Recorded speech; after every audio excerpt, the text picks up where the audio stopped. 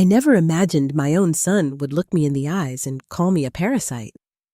Not in private, not during an argument, but at his dining room table in front of his wife and my 11-year-old granddaughter.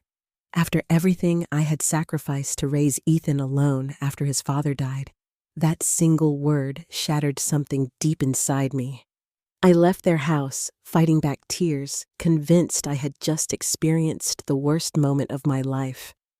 I was wrong, because a few hours later, a phone call in the middle of the night revealed a secret so devastating that it would change everything I thought I knew about my son.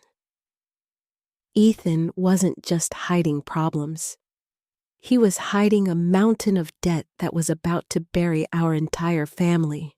If you're listening tonight and this story speaks to you, I'd love for you to stay with me until the end. Please take a moment to like this video and subscribe if you enjoy real-life family stories like this one. And I'd really like to hear your thoughts. Have you ever been hurt by someone you loved and trusted? Share your experience in the comments. Also, tell me where you're watching from and what time it is there right now. I read as many comments as I can, and knowing who's out there listening makes these stories feel a little less lonely. My name is Veronica Cook, and for most of my life, being Ethan's mother was the role I cherished more than anything else. Looking back now, I sometimes wonder if that was my first mistake. Not loving my son. I would never regret that. But making my entire world revolve around him. When people hear what Ethan eventually did, they often ask me the same question. Were there signs? The honest answer is yes. There were signs. I just spent years refusing to see them. When my husband Thomas Cook died, Ethan was only 12 years old. One day, he was a happy boy who spent weekends fishing with his father. The next day, he was standing beside me at a funeral, wearing a black suit that suddenly looked too small for his growing frame. I still remember the way he squeezed my hand during the service. "Don't worry, Mom," he whispered. "I'll take care of you." He was just a child trying to comfort his grieving mother. But those words stayed with me for years. Thomas and I had never been wealthy. We owned a modest home in Columbus, Ohio. We paid our bills. We saved when we could. We dreamed about retirement and future grandchildren. Then cancer arrived and destroyed every plan we had. The medical bills consumed much of our savings. After Thomas passed away, I found myself alone, frightened and responsible for raising a teenage boy. There were nights when I sat at the kitchen table, staring at unpaid bills long after Ethan had gone to sleep. I worked as a receptionist during the day. In the evenings, I cleaned offices downtown. On weekends, I babysat for neighbors. Some weeks, I worked nearly 70 hours. I was exhausted all the time. But I never let Ethan see that. At least I tried not to. I wanted his childhood to feel as normal as possible. I attended every school event, every football game, every parent conference, every graduation ceremony. I clapped louder than anyone else. I cheered harder than anyone else. And every time Ethan succeeded, I felt like all the sacrifices were worth it. Especially when he got accepted into Ohio State University. I still remember opening that acceptance letter. I cried so hard I could barely read it. Not because I thought he would become rich. Not because I expected him to take care of me someday. I cried because it meant his future would be bigger than mine had ever been. To help pay for college, I sold Thomas's fishing boat. The boat had been my husband's favorite possession. Selling it felt like losing a piece of him all over again. But I never told Ethan that. I simply handed him the money and said, "Your father would have wanted this." And I meant it. Years passed. Ethan graduated, found a good job, eventually started a small consulting business. Then he met Melissa. I liked her immediately. She was intelligent, kind, and patient. Most importantly, she genuinely loved my son. Their wedding was one of the happiest days of my life. As I watched Ethan standing at the altar, I felt something close to peace. I had done it. I had gotten him safely into adulthood. Everything after that was supposed to be easier. When Sophie was born 2 years later, my heart expanded again. Being a grandmother was different from being a mother. There was less pressure, more joy. I adored that little girl from the moment I first held her. For several years, our family felt close. Not perfect, but close. Sunday dinners, birthday celebrations, Christmas mornings, family vacations to nearby lakes. The ordinary moments that become precious later. If someone had told me then that Ethan would one day call me a parasite, I would have laughed in disbelief. Because back then, he wasn't that person. Or at least, I didn't think he was. The first changes were subtle. So subtle that I ignored them. Ethan became busier. That made sense. His business was growing. He had employees depending on him. A mortgage, a wife, a daughter, responsibilities. I told myself that adulthood simply left less time for family. Then he started canceling plans. At first it was occasional, then frequent, then constant. Sorry, Mom. Work emergency. Sorry, Mom. Important meeting. Sorry, Mom. Maybe next week. Months would pass between visits. Sometimes I felt disappointed, but I never complained.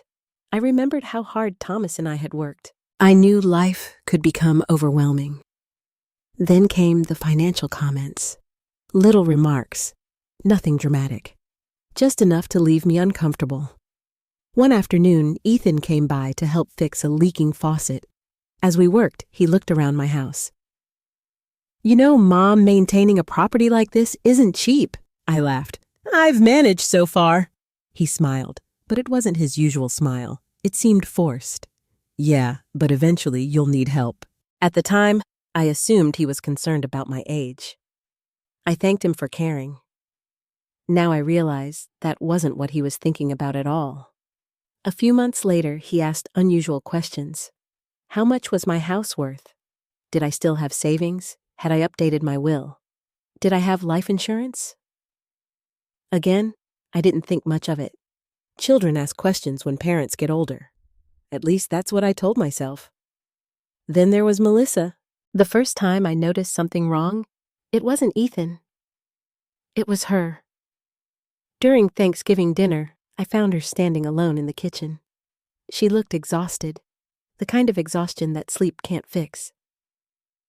Everything okay? I asked. She forced a smile.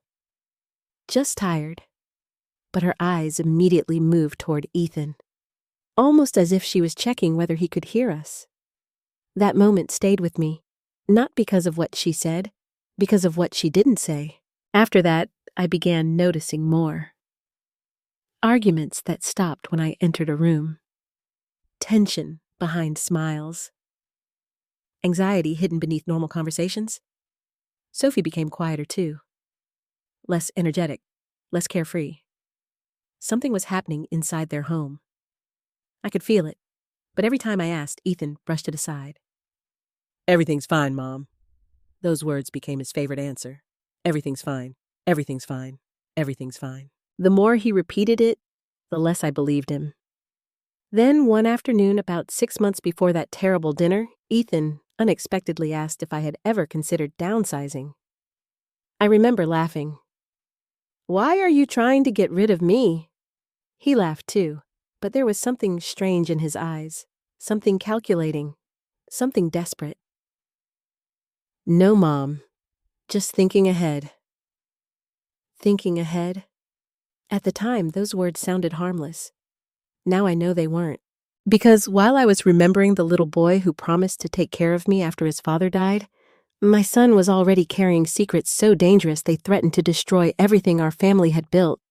And I still had no idea that the worst was coming. 6 months later, Ethan would invite me to dinner.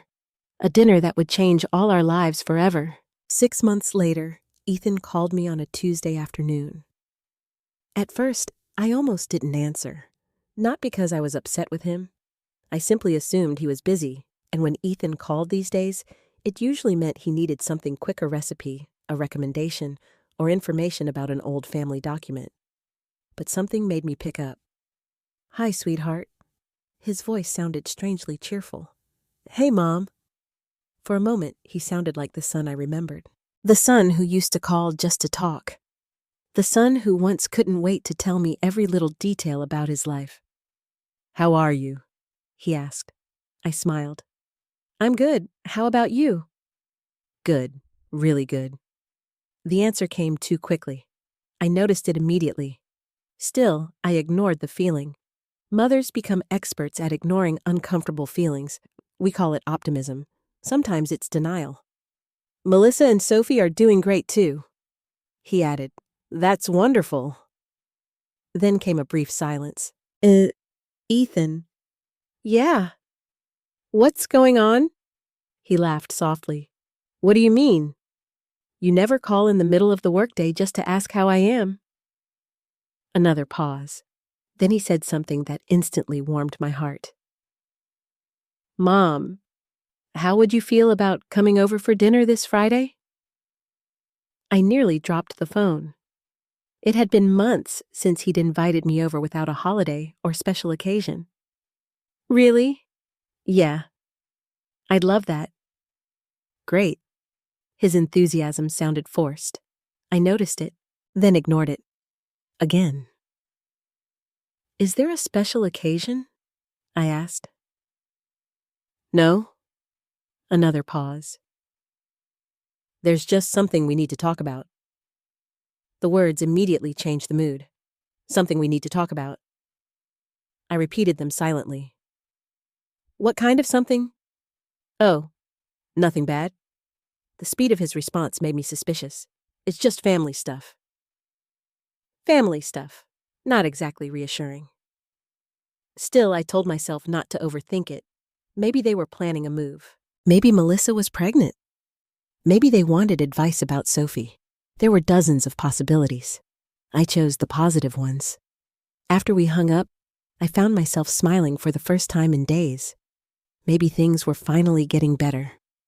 Maybe all the distance between us had simply been stress. Maybe this dinner was Ethan's way of reconnecting. By Friday afternoon, I felt genuinely excited. I spent far too long deciding what to wear. Not because I wanted to impress anyone, because I wanted the evening to feel special. I baked Sophie's favorite chocolate chip cookies. I picked up a small bouquet of flowers for Melissa. Then I drove across town toward their neighborhood. As I pulled into the driveway, I immediately noticed something strange. Ethan's SUV was parked crookedly. That wasn't like him. He was normally meticulous, almost obsessive about details. The garage door was halfway open. Several cardboard boxes sat inside. At first, I assumed they were cleaning. But something about the scene felt chaotic. Unfinished, hurried. I shook the feeling away and walked to the front door. Melissa answered.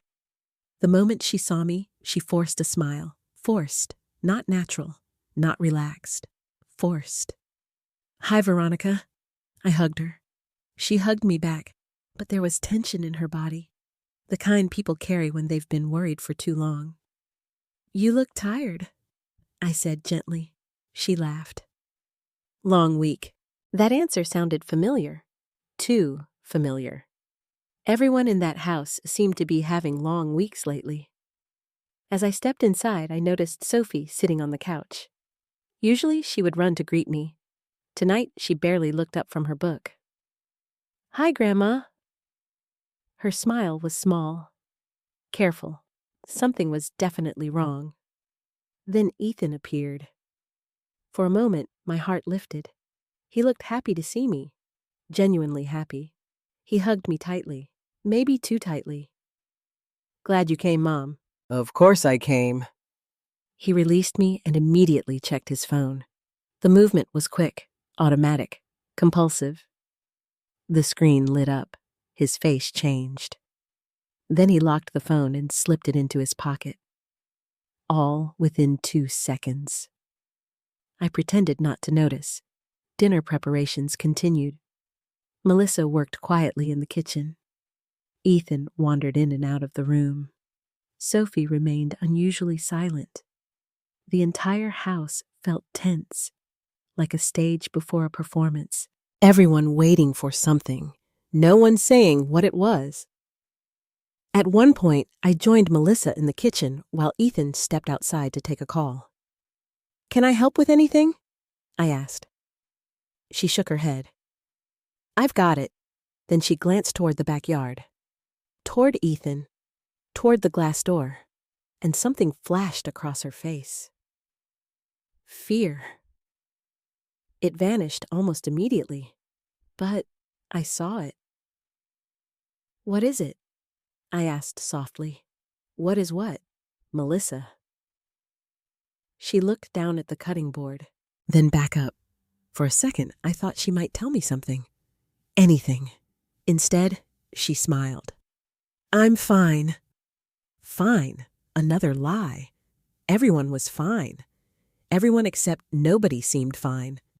A few minutes later, Ethan returned. His smile looked slightly strained. He checked his phone again. Then again. Then again. During dinner, it became impossible not to notice. Every few minutes, his screen lit up. Every few minutes, his eyes moved toward it. Every few minutes, his expression tightened. Finally, Sophie spoke. "Dad." "What?" "You've looked at your phone 11 times. The room went silent. I nearly laughed. Children have a remarkable talent for telling uncomfortable truths. Ethan forced a smile. "Have not." "I counted." Melissa lowered her eyes toward her plate. I saw embarrassment on her face, not annoyance. Embarrassment, as though this conversation had happened before, many times before. Ethan changed the subject immediately. "So, Mom," there it was.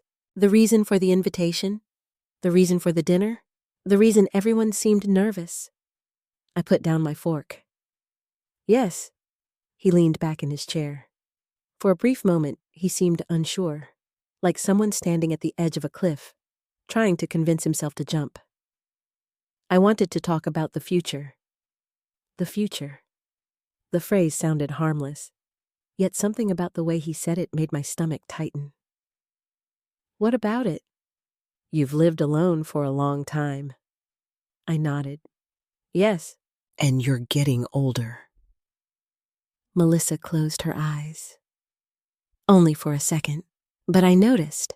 A warning signal. Something was coming. Something bad. "I suppose that's true." Ethan laughed awkwardly. "I'm just saying, maybe it's time to think about some things." "What things?" His fingers tapped nervously against the table. The phone buzzed again. He ignored it this time, which somehow worried me even more. Then Sophie looked between her parents. "Dad." "What? Are you talking about Grandma's house again?" The entire room froze. Melissa stopped breathing, or at least it seemed that way. Ethan's expression darkened instantly. "Sophie." "What?" "We talked about this." The little girl looked confused. I thought everybody already knew. Melissa quickly interrupted. "Sweetheart, why don't you go finish your homework?" "But I already—" "Please." The word came out sharper than intended. Sophie stood slowly, then left the room. The moment she disappeared upstairs, silence settled over the table. Heavy silence. Dangerous silence. I looked at Ethan, then Melissa, then back at Ethan. My instincts were screaming now. Something was very wrong, and somehow, my house was involved. Ethan took a deep breath, then another. Finally, he looked directly at me. The expression in his eyes wasn't anger. Not yet. It wasn't frustration either. It was something much more alarming. Desperation. The kind of desperation people carry when they're running out of options. And as I sat there looking at my son, I suddenly realized that whatever conversation he had invited me over for, it wasn't going to be pleasant, not even close. In fact, I had the unsettling feeling that my life was about to change. I just had no idea how badly.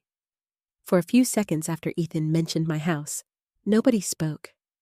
The silence felt heavy enough to crush the air out of the room. I looked at my son. He looked back at me, and suddenly I realized something that chilled me. This conversation had been rehearsed. Not by everyone, by Ethan. He had planned this. The invitation, the dinner, the awkward smiles, the nervous glances, even Sophie's sudden removal from the room. All of it. He hadn't invited me here to reconnect.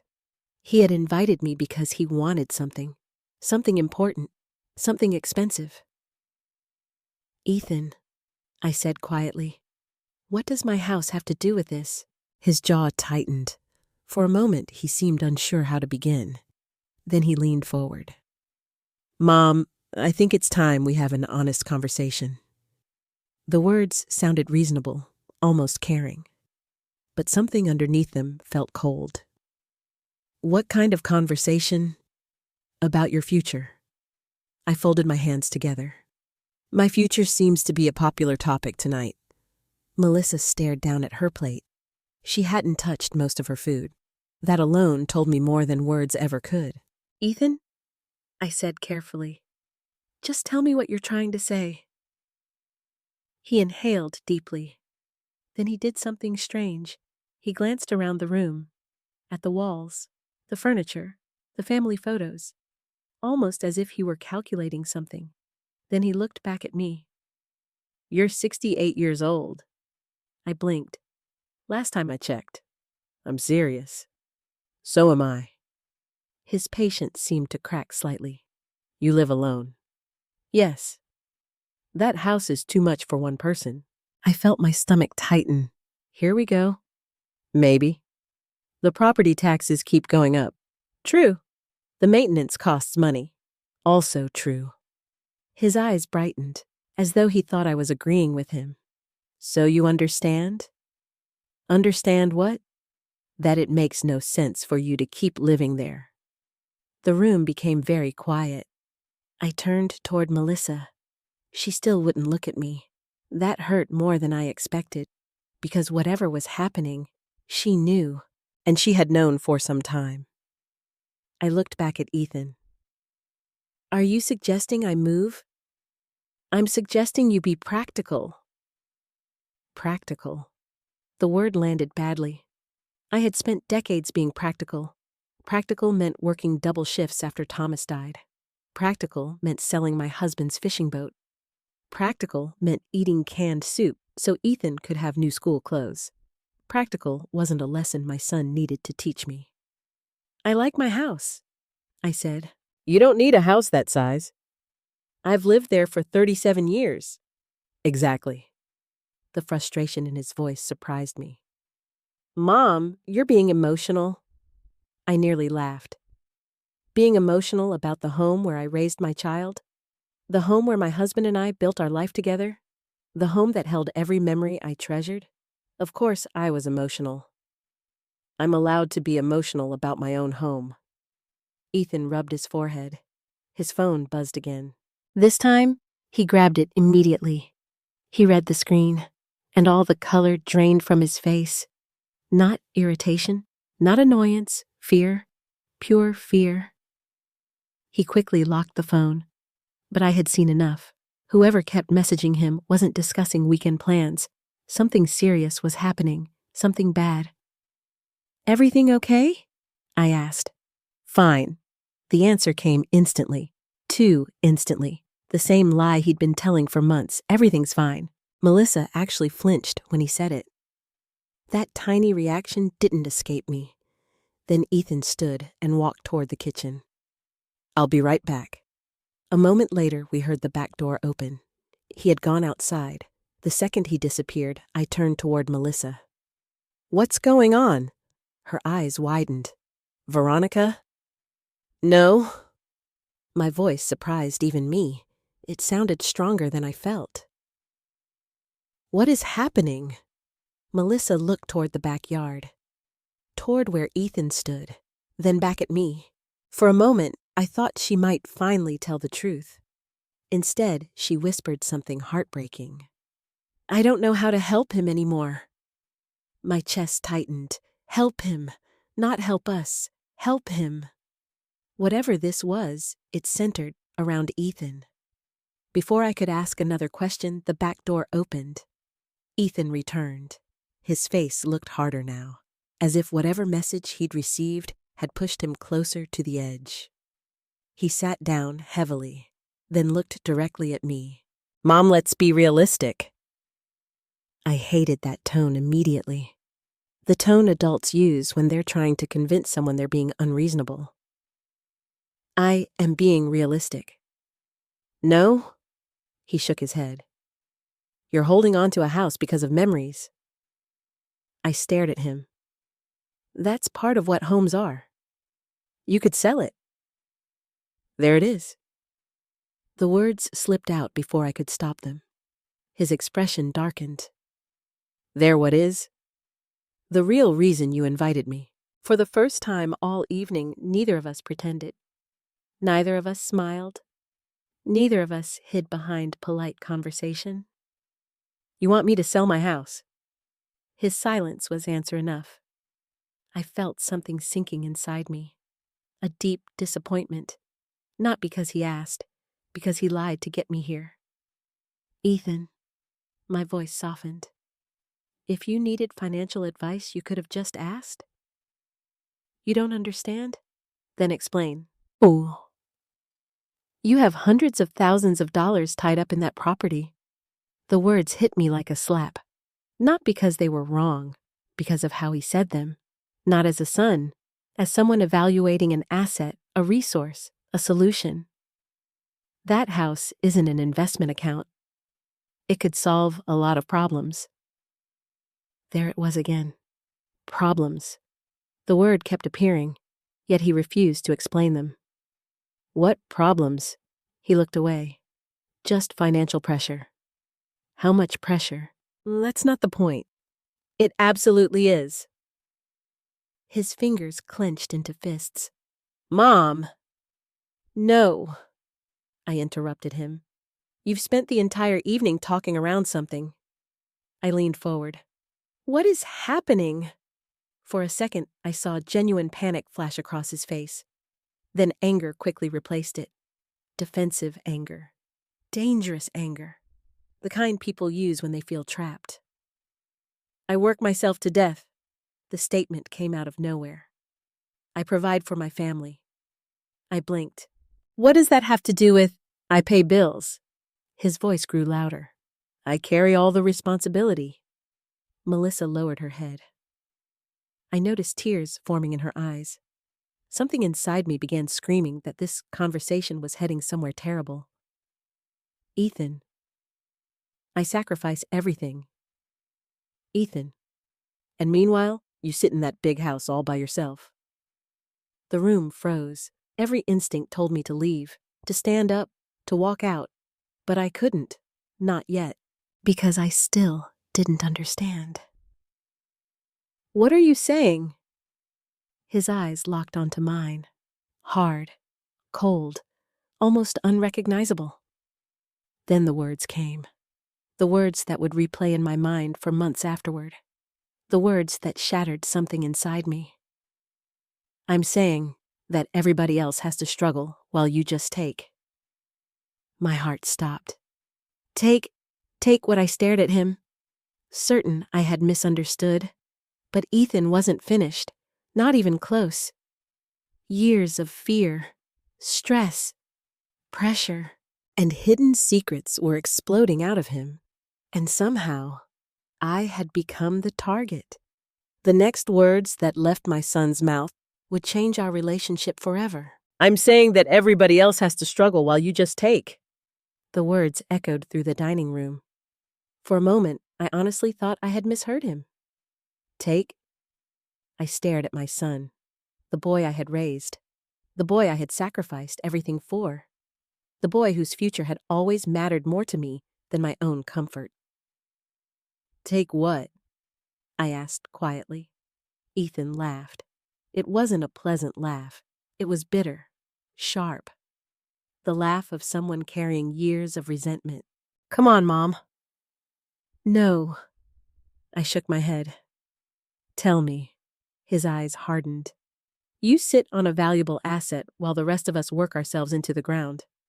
I felt something break inside me. Not anger. Not yet. Something sadder. Disappointment. Profound disappointment. You're talking about my home. I'm talking about reality. I looked toward Melissa. She had tears in her eyes now, not because she agreed with him, because she knew he was losing control, and she couldn't stop it. Ethan, I said carefully, that house belongs to me. You only need 2 rooms. The cruelty of the statement stunned me. Not because of the words themselves, because of the way he said them. Cold, calculating, like he was evaluating square footage rather than speaking to his mother. I swallowed hard. That house is my home. It's an asset. No, I shook my head. It is the place where your father and I built our lives. He rolled his eyes. Actually, rolled his eyes. The gesture hurt more than I expected, because suddenly he wasn't my son. He was a stranger wearing my son's face. You always do this. Do what? Make everything emotional. The accusation landed like a slap. Everything emotional. I wanted to remind him that emotions weren't weaknesses. They were the reason parents stayed awake with sick children. The reason widows kept going after funerals. The reason mothers worked 70-hour weeks. But something told me he wouldn't hear any of that. Not tonight. Tonight, he wasn't listening. Tonight, he was desperate, and desperate people rarely listen. Ethan, my voice remained calm. Are you having money problems? The question hit him harder than I expected. For a split second, panic flashed across his face. Then anger returned. That's not the point. It is if you're asking me to sell my house. I didn't ask you to sell it. The lie came so quickly it almost made me laugh. You've spent an hour explaining why I shouldn't keep it. He opened his mouth, then closed it. Because we both knew I was right. Silence filled the room. Then Melissa finally spoke.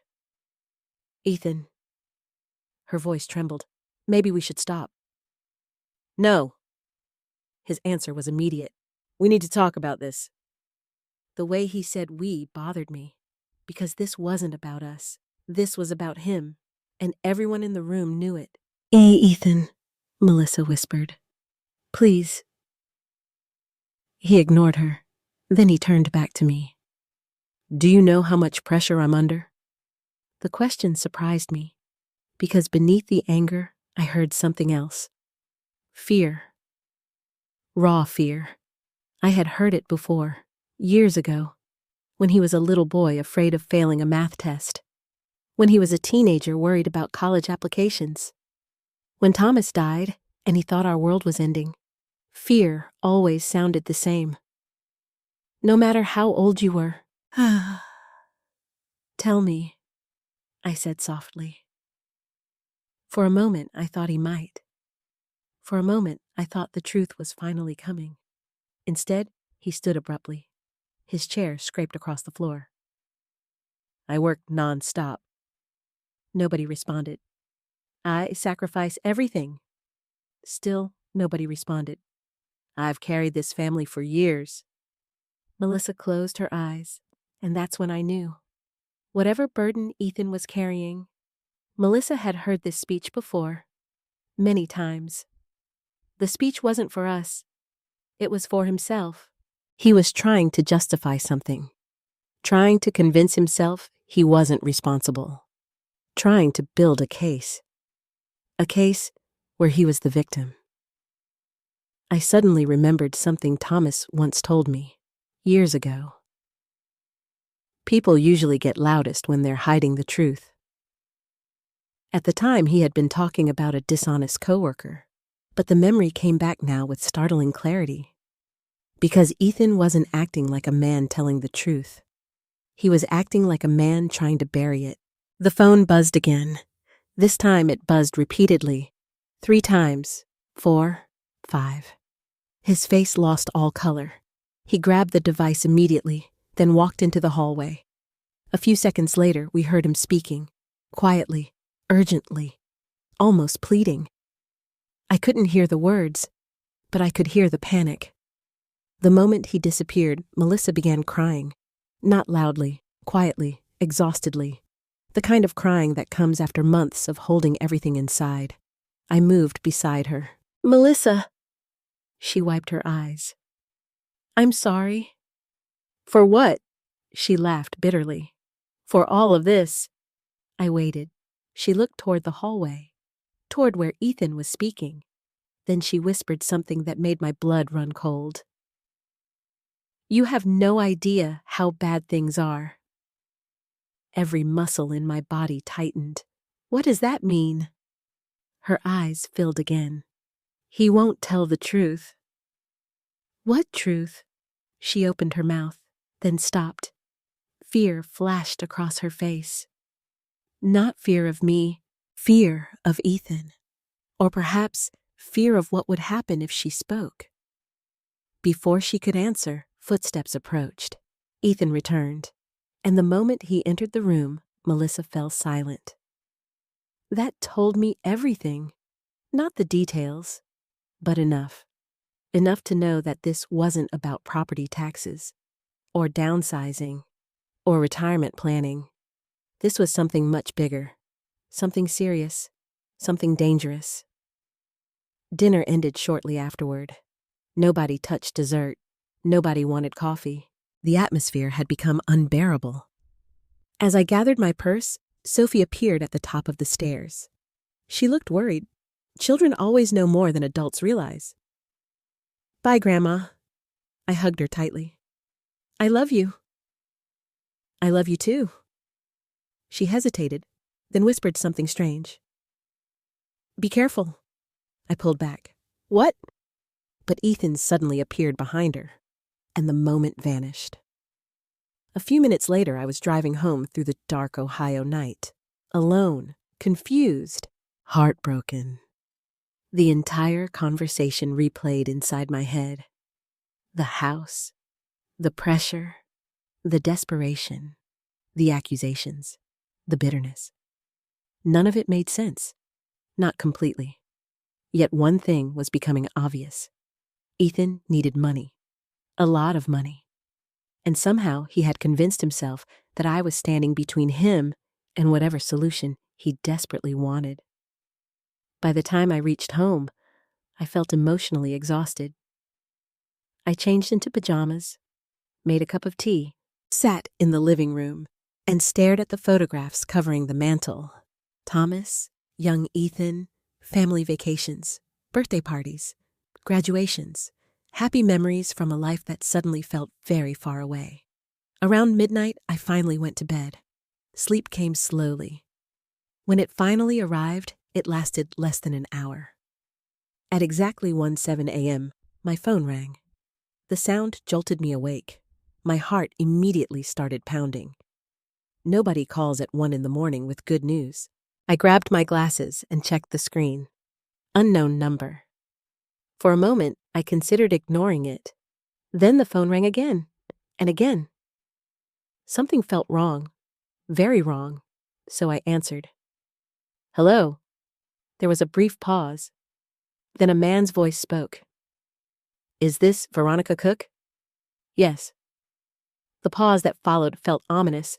Then he asked a question that instantly drained every drop of sleep from my body. "Ma'am, are you the mother of Ethan Cook?" My stomach tightened. "Yes." Another silence, longer this time. Then the stranger said words that would change my life forever. "Mrs. Cook, I'm calling regarding an outstanding debt of approximately $483,000. I sat upright in bed, certain there had been some terrible mistake. But deep inside, for the first time that night, I realized there probably wasn't. I don't remember standing up. I don't remember turning on the bedroom light. I only remember gripping my phone so tightly that my hands started to ache. "Who is this?" I asked. The man's voice remained professional. "My name is Mark Henderson." "Who do you work for?" There was a pause. "A debt recovery firm." My stomach dropped. Debt recovery. Those two words instantly made everything feel real. terrifyingly real. I sat on the edge of my bed, trying to steady my breathing. I think you've made a mistake. I hope so too, Mrs. Cook. The sympathy in his voice frightened me more than hostility would have. Because sympathetic people usually know something you don't. What exactly is this about? Another pause, then papers shuffled on the other end of the line. We've been attempting to reach Ethan Cook for several weeks. My heart pounded harder. Ethan, yes. What kind of debt are we talking about? The answer arrived like a hammer. Multiple loans, lines of credit, and secured obligations, totaling approximately $483,000. I felt physically ill, almost $500,000. My son owed nearly $500,000. No. The word escaped automatically. No, that's impossible. I'm sorry, Mrs. Cook. You're wrong. I stood and began pacing. Ethan owns a business. Yes. He has a house. Yes. He has investments. I understand. No, you don't understand. My voice cracked. That's not possible! Because it wasn't. At least not in the version of reality I understood. Ethan wasn't reckless. Ethan wasn't irresponsible. Ethan wasn't the type of man who accumulated $500,000 in debt. Was he? The question hit me harder than I expected, because suddenly I wasn't sure anymore. Not after dinner, not after the desperation in his eyes, not after the way he kept checking his phone. What does any of this have to do with me? I asked. Silence. Long silence. Too long. Then Mark spoke carefully. Mrs. Cook, your name appears on several documents connected to these accounts. The room started spinning. My name? Yes. No. I stopped pacing. That's impossible. I'm afraid it isn't. My pulse thundered in my ears. What kind of documents? Another shuffle of papers, then words I never expected to hear. Property-related documents? I couldn't breathe. For a second, I genuinely couldn't breathe. My property, Mrs. Cook, are you the owner of a residence on Willow Creek Drive? The address hit me like a bullet. My house. My home. The place Thomas and I had bought nearly 40 years ago. The place where Ethan grew up. The place Ethan wanted me to sell. My knees nearly gave out. I sat back down on the bed. Slowly, carefully, as though any sudden movement might shatter the world around me. What kind of documents? I whispered. I'm not authorized to discuss every detail, but your property appears in several filings connected to outstanding obligations. I closed my eyes. My entire body went cold. What are you saying? The answer came gently, too gently. I'm saying you should review your financial records immediately. The call ended 10 minutes later. I barely remembered the rest of the conversation. By the time I hung up, it was almost 2 a.m. Sleep was impossible. I sat in the darkness staring at the wall, trying to make sense of what I'd heard. $500,000. Debt collectors, property filings, my name, my house. Nothing fit together. Nothing made sense. Yet deep down, a terrible suspicion was beginning to grow. A suspicion I desperately wanted to reject. Because the only explanation was one I couldn't bear to consider. Ethan. The thought alone made me feel sick. No, he wouldn't do that, would he? I stood and walked downstairs. The old grandfather clock in the living room showed 2:17 a.m. The house felt unusually quiet. Heavy. Like it was holding its breath. Without fully understanding why, I walked toward the hallway closet. Inside were several boxes containing decades of paperwork. Insurance records, tax documents, mortgage statements, bank correspondence, everything I had saved over the years. Thomas used to joke that I could survive an audit from the federal government, 3 banks, and the IRS simultaneously. I was organized, painfully organized. Normally, I would have waited until morning. Not that night, That night, something inside me needed answers. Immediately. I carried the first box into the dining room, then another, then another. By 3 in the morning, documents covered nearly every surface. I began sorting. Mortgage statements, property taxes, Insurance renewals, utility bills, bank notices. Most were exactly where they should be. Then I noticed something strange. A gap. Not in dates, in memory. I found myself staring at an empty section of one file. There should have been letters there. Several letters. I distinctly remembered seeing them arrive months earlier. Maybe even years. Yet now they were gone. I frowned. Perhaps I had filed them elsewhere. I searched. Nothing. Then another missing document appeared, and another, and another. The pattern was impossible to ignore. Certain pieces of correspondence had vanished. Not random papers, financial papers, property-related papers. My pulse quickened. Suddenly, I remembered something. About 18 months earlier, Ethan had stopped by while I was gardening. A stack of mail sat near the front door. Want me to bring that in? He'd asked. I remembered smiling. Sure. At the time, it had seemed completely normal. Why wouldn't I trust my son? But now, the memory felt different, darker. I continued searching. The clock reached 4, then 5. The first signs of dawn appeared outside. And that's when I found it. A large envelope wedged between old tax returns. At first glance, it looked ordinary. Then I saw the sender. A lending institution I didn't recognize. My hands started shaking. The envelope had already been opened. I certainly hadn't opened it. Inside were photocopies, several pages, financial language, Legal terminology, property references. and then a signature. My signature. At least it appeared to be. I stared at it, long and hard. The handwriting looked remarkably similar to mine. Close enough to fool most people. Close enough to pass a quick inspection.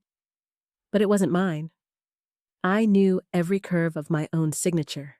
Every habit. Every stroke. This wasn't it. Someone had copied it. My stomach twisted violently. No! The word escaped my lips. The room suddenly felt smaller, harder to breathe in. I turned the page. Another signature.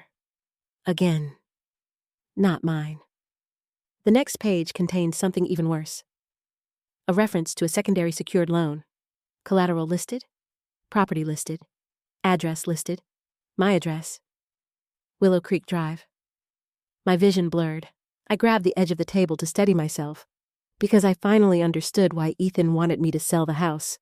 Not because he thought it was too large. Not because he was worried about my future. Not because he cared about property taxes. The house wasn't a burden. The house was collateral. Somehow, somewhere.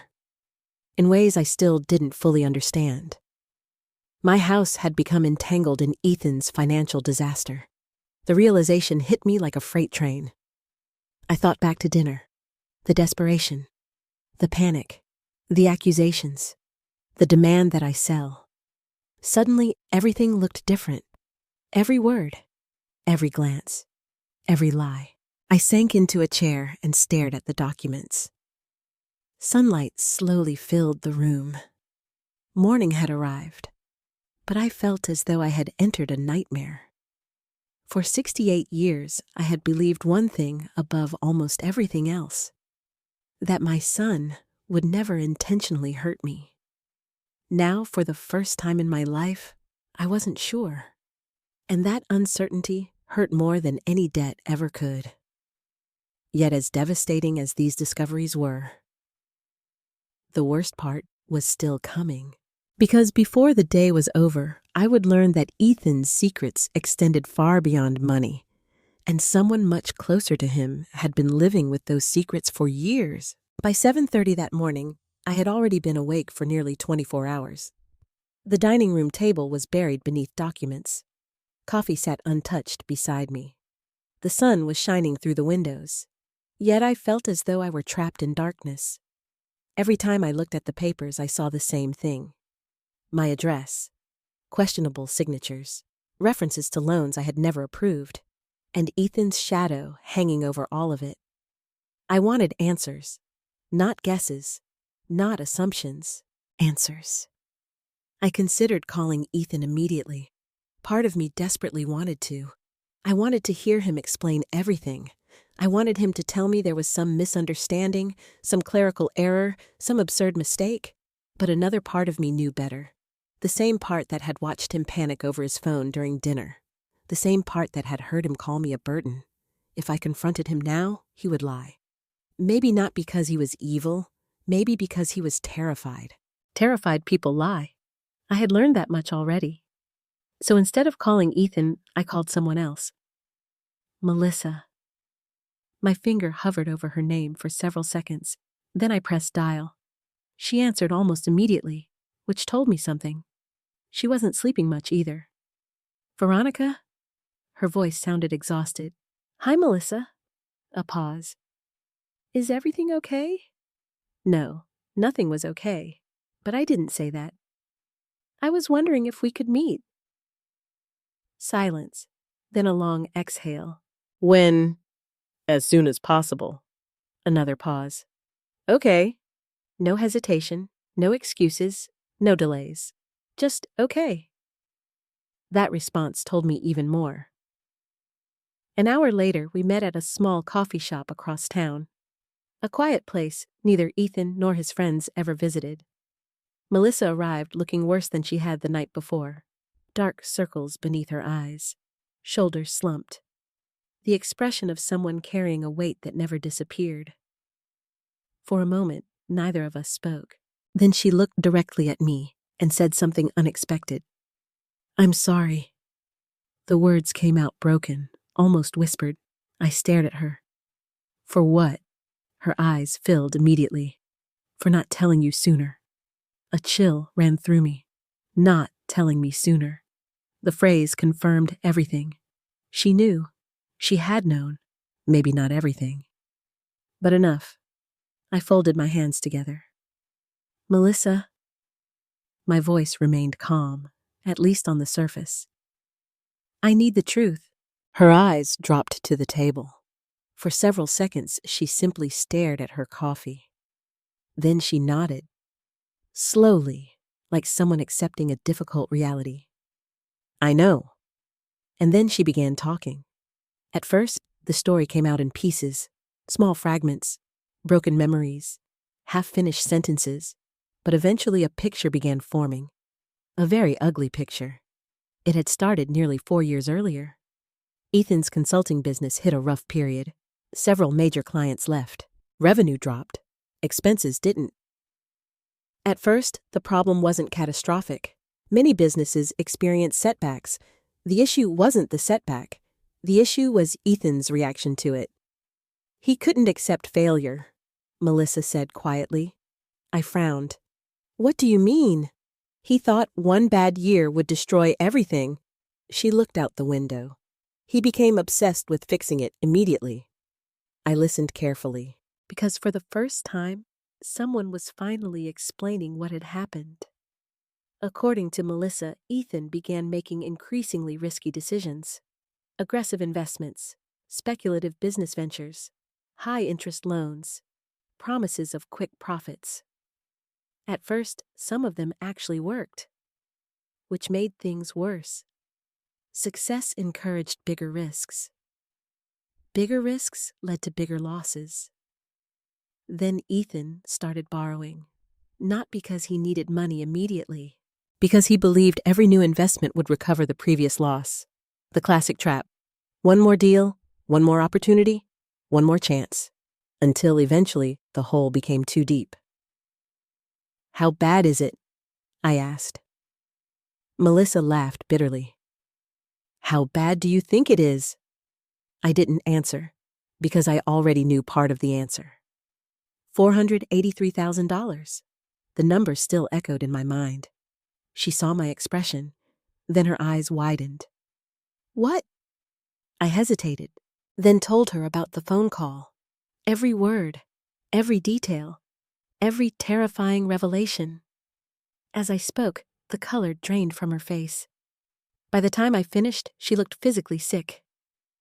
Oh my God. The whisper barely escaped her lips. You didn't know?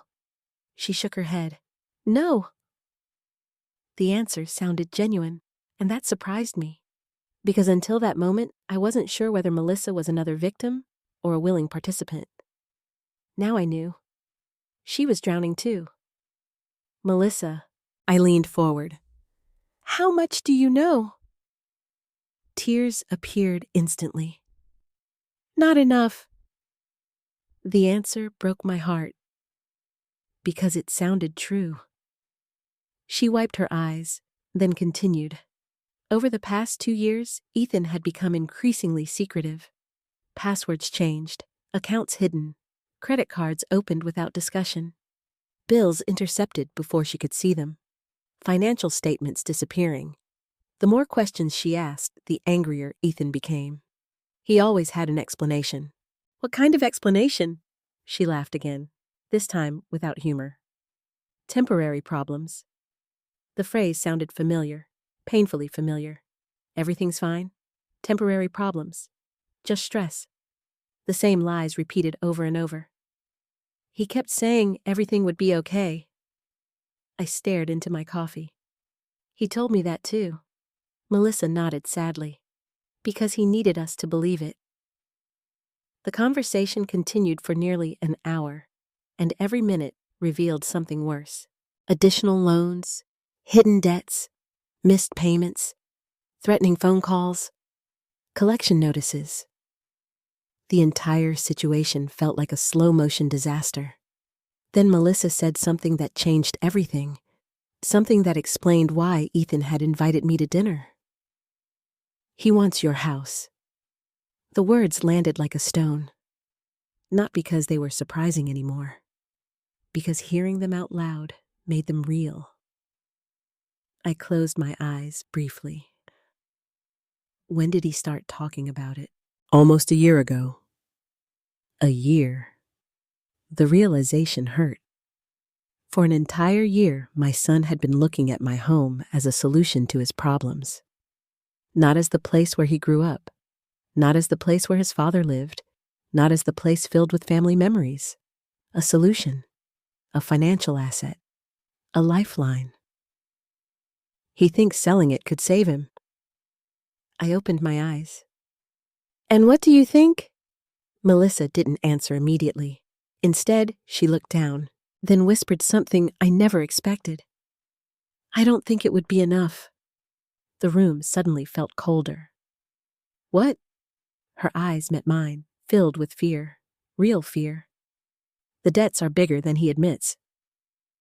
My pulse accelerated. How much bigger? She shook her head. I don't know. The honesty in her voice terrified me. Because if even Melissa didn't know, then things were worse than I imagined. Much worse. Then another thought occurred to me. A disturbing thought. One I had been avoiding all morning. I reached into my purse, pulled out one of the copied documents, and slid it across the table.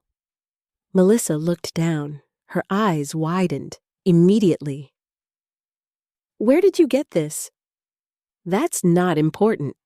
I pointed at the signature. Have you ever seen this before?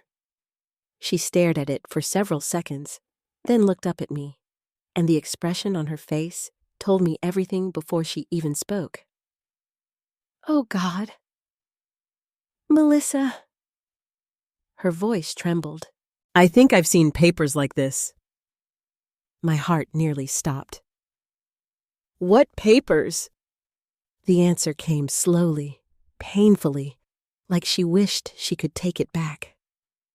Papers Ethan never wanted me to see, and in that moment I realized the nightmare was even bigger than I thought. Because Melissa wasn't just afraid of Ethan's debt. She was afraid of what he had done to hide it. I barely remembered driving home after meeting Melissa. The entire conversation replayed in my head like a broken record. The hidden debt, the lies, the missing documents, the forged signatures, and perhaps, most painful of all, the realization that Melissa had been carrying this burden almost alone for years. I felt angry, not only at Ethan, at myself, because the warning signs had been there. The strange questions about my finances, the sudden interest in my house, the nervous behavior, the constant excuses. I had seen everything and still convinced myself that everything was fine. By the time I reached home, my emotions were so tangled that I couldn't tell where grief ended and anger began. I spent most of the afternoon reviewing documents again, looking for anything I might have missed. Every new page seemed to confirm the same terrifying reality. Somehow, my son's financial collapse had become connected to my home. I didn't yet understand the full picture, but I was getting closer, and I suspected Ethan knew it. Around 6 o'clock that evening, my phone rang. His name appeared on the screen. Ethan. For several seconds, I simply stared at it. Then I answered. Hello. Silence. A brief pause. Then his voice. Mom. The words sounded unusually soft, almost cautious. Yes. How are you? I nearly laughed. How was I had discovered possible fraud involving my own son? I had learned about hundreds of thousands of dollars in debt. I had spent 2 sleepless nights drowning in fear. How was I'm fine. The lie tasted bitter. Apparently, dishonesty ran in the family now. Another pause. Then Ethan cleared his throat. I wanted to apologize about dinner. Part of me wanted to accept immediately. Part of me desperately wanted my son back. The son I remembered. The son who loved me. The son who wasn't buried beneath secrets. Instead, I asked a simple question. For which part? Silence. Long silence. Then I was stressed. Not an apology, an explanation, a justification. I closed my eyes. Ethan. Yeah. Is there something you need to tell me? The air on the line changed instantly. I felt it. The same tension, the same fear, the same desperation. What do you mean? I almost smiled. Another question answered with a question. Another avoidance, another escape route. Nothing. His relief was almost audible. We ended the conversation a few minutes later, and after hanging up, I felt worse than before, because now I knew something for certain. Ethan wasn't ready to tell the truth. Not yet. Maybe not ever. The next morning brought another surprise. A knock at my front door. I wasn't expecting visitors. When I opened it, I found Sophie standing on the porch. My 11-year-old granddaughter. Alone. I immediately felt alarmed. Sophie. Her eyes widened. Hi, Grandma. What are you doing here? Dad dropped me off. I looked toward the street. Ethan's SUV was already pulling away. That struck me as odd. Very odd. Normally, he would have walked her to the door. Instead, he had practically disappeared, as though he didn't want a conversation, as though he was avoiding me. Again. I welcomed Sophie inside. She sat quietly at the kitchen table while I made hot chocolate. For several minutes, neither of us spoke. Then I noticed something unusual. She looked worried. Not the way children worry about school, or friends, or homework. This was deeper, heavier. Adult worry trapped inside a child's face. Sophie? She looked up. Yes. Is everything okay? Immediately her eyes dropped. That reaction alone told me enough. Children aren't good liars, especially children who have been carrying too much stress. I don't know. My heart hurt. I sat beside her. What do you mean? She twisted her fingers together nervously. Mom and Dad fight a lot. The confession came quietly, almost ashamed, as though she were revealing a family secret. I wrapped an arm around her shoulders. I'm sorry, sweetheart. They never used to. I nodded. I know. Her eyes filled with tears. Did I do something wrong? The question nearly broke me. No. The answer came instantly. Absolutely instantly. No, Sophie, none of this is your fault. She looked relieved. But only slightly. The fear remained. Then she asked a question that stunned me. Grandma. Yes. Are you really a parasite? For a moment, I couldn't breathe. The word hit me harder than it had during dinner. Because hearing it from Ethan was painful. Hearing it from Sophie was heartbreaking. I realized she had heard everything. Maybe not every detail. But enough. Enough to carry that poison inside her. I took her hands gently. Sophie. She looked at me. Do you know what that word means? She nodded slightly. It means somebody who uses other people. I swallowed, then smiled softly. Do you think that's who I am? She immediately shook her head. No. The answer came without hesitation, and somehow that made tears sting my eyes. No, sweetheart. I squeezed her hand. I'm not. She seemed relieved, but the sadness remained. Children often understand more than adults realize. Not facts, emotions. She could feel that something was terribly wrong, even if she didn't know exactly what. We spent the rest of the morning baking cookies, watching old movies, trying to create a normal day. For a few hours, it almost worked. Almost. Then shortly before Ethan arrived to pick her up, Sophie suddenly remembered something. Oh! She jumped off the couch. What? I forgot. Forgot what? She hesitated, then ran upstairs to the guest room where she sometimes stayed. A minute later, she returned holding a large manila envelope. My pulse immediately quickened. What's that? She handed it to me. I think it's important. The envelope felt thick, heavy, old. My instincts instantly went on alert. Where did you get this? Sophie looked uncertain, then answered. From Dad's office. Every muscle in my body tightened. What do you mean? She sat down beside me. About a month ago, I was looking for markers. My heart began pounding. And, I found this in the bottom drawer. The room suddenly felt colder, much colder. Did your dad know? She shook her head. No. Why did you take it? The answer was innocent, painfully innocent. Because he looked scared when he put it there. I stared at the envelope. My hands had started trembling. Children notice everything. Everything. Especially fear. What made you bring it to me?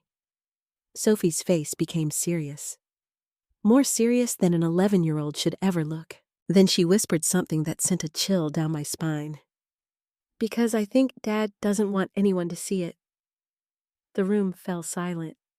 I looked down at the envelope, then back at Sophie, then down again.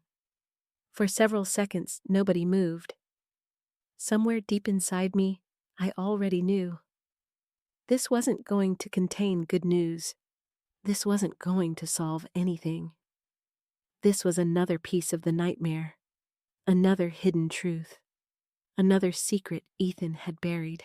A secret so important that he had hidden it in the bottom drawer of his office. And now it was sitting in my lap, waiting. I forced a smile for Sophie's sake.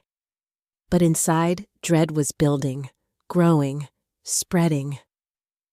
Because every instinct I had was telling me the same thing. Whatever was inside that envelope, it was about to change everything.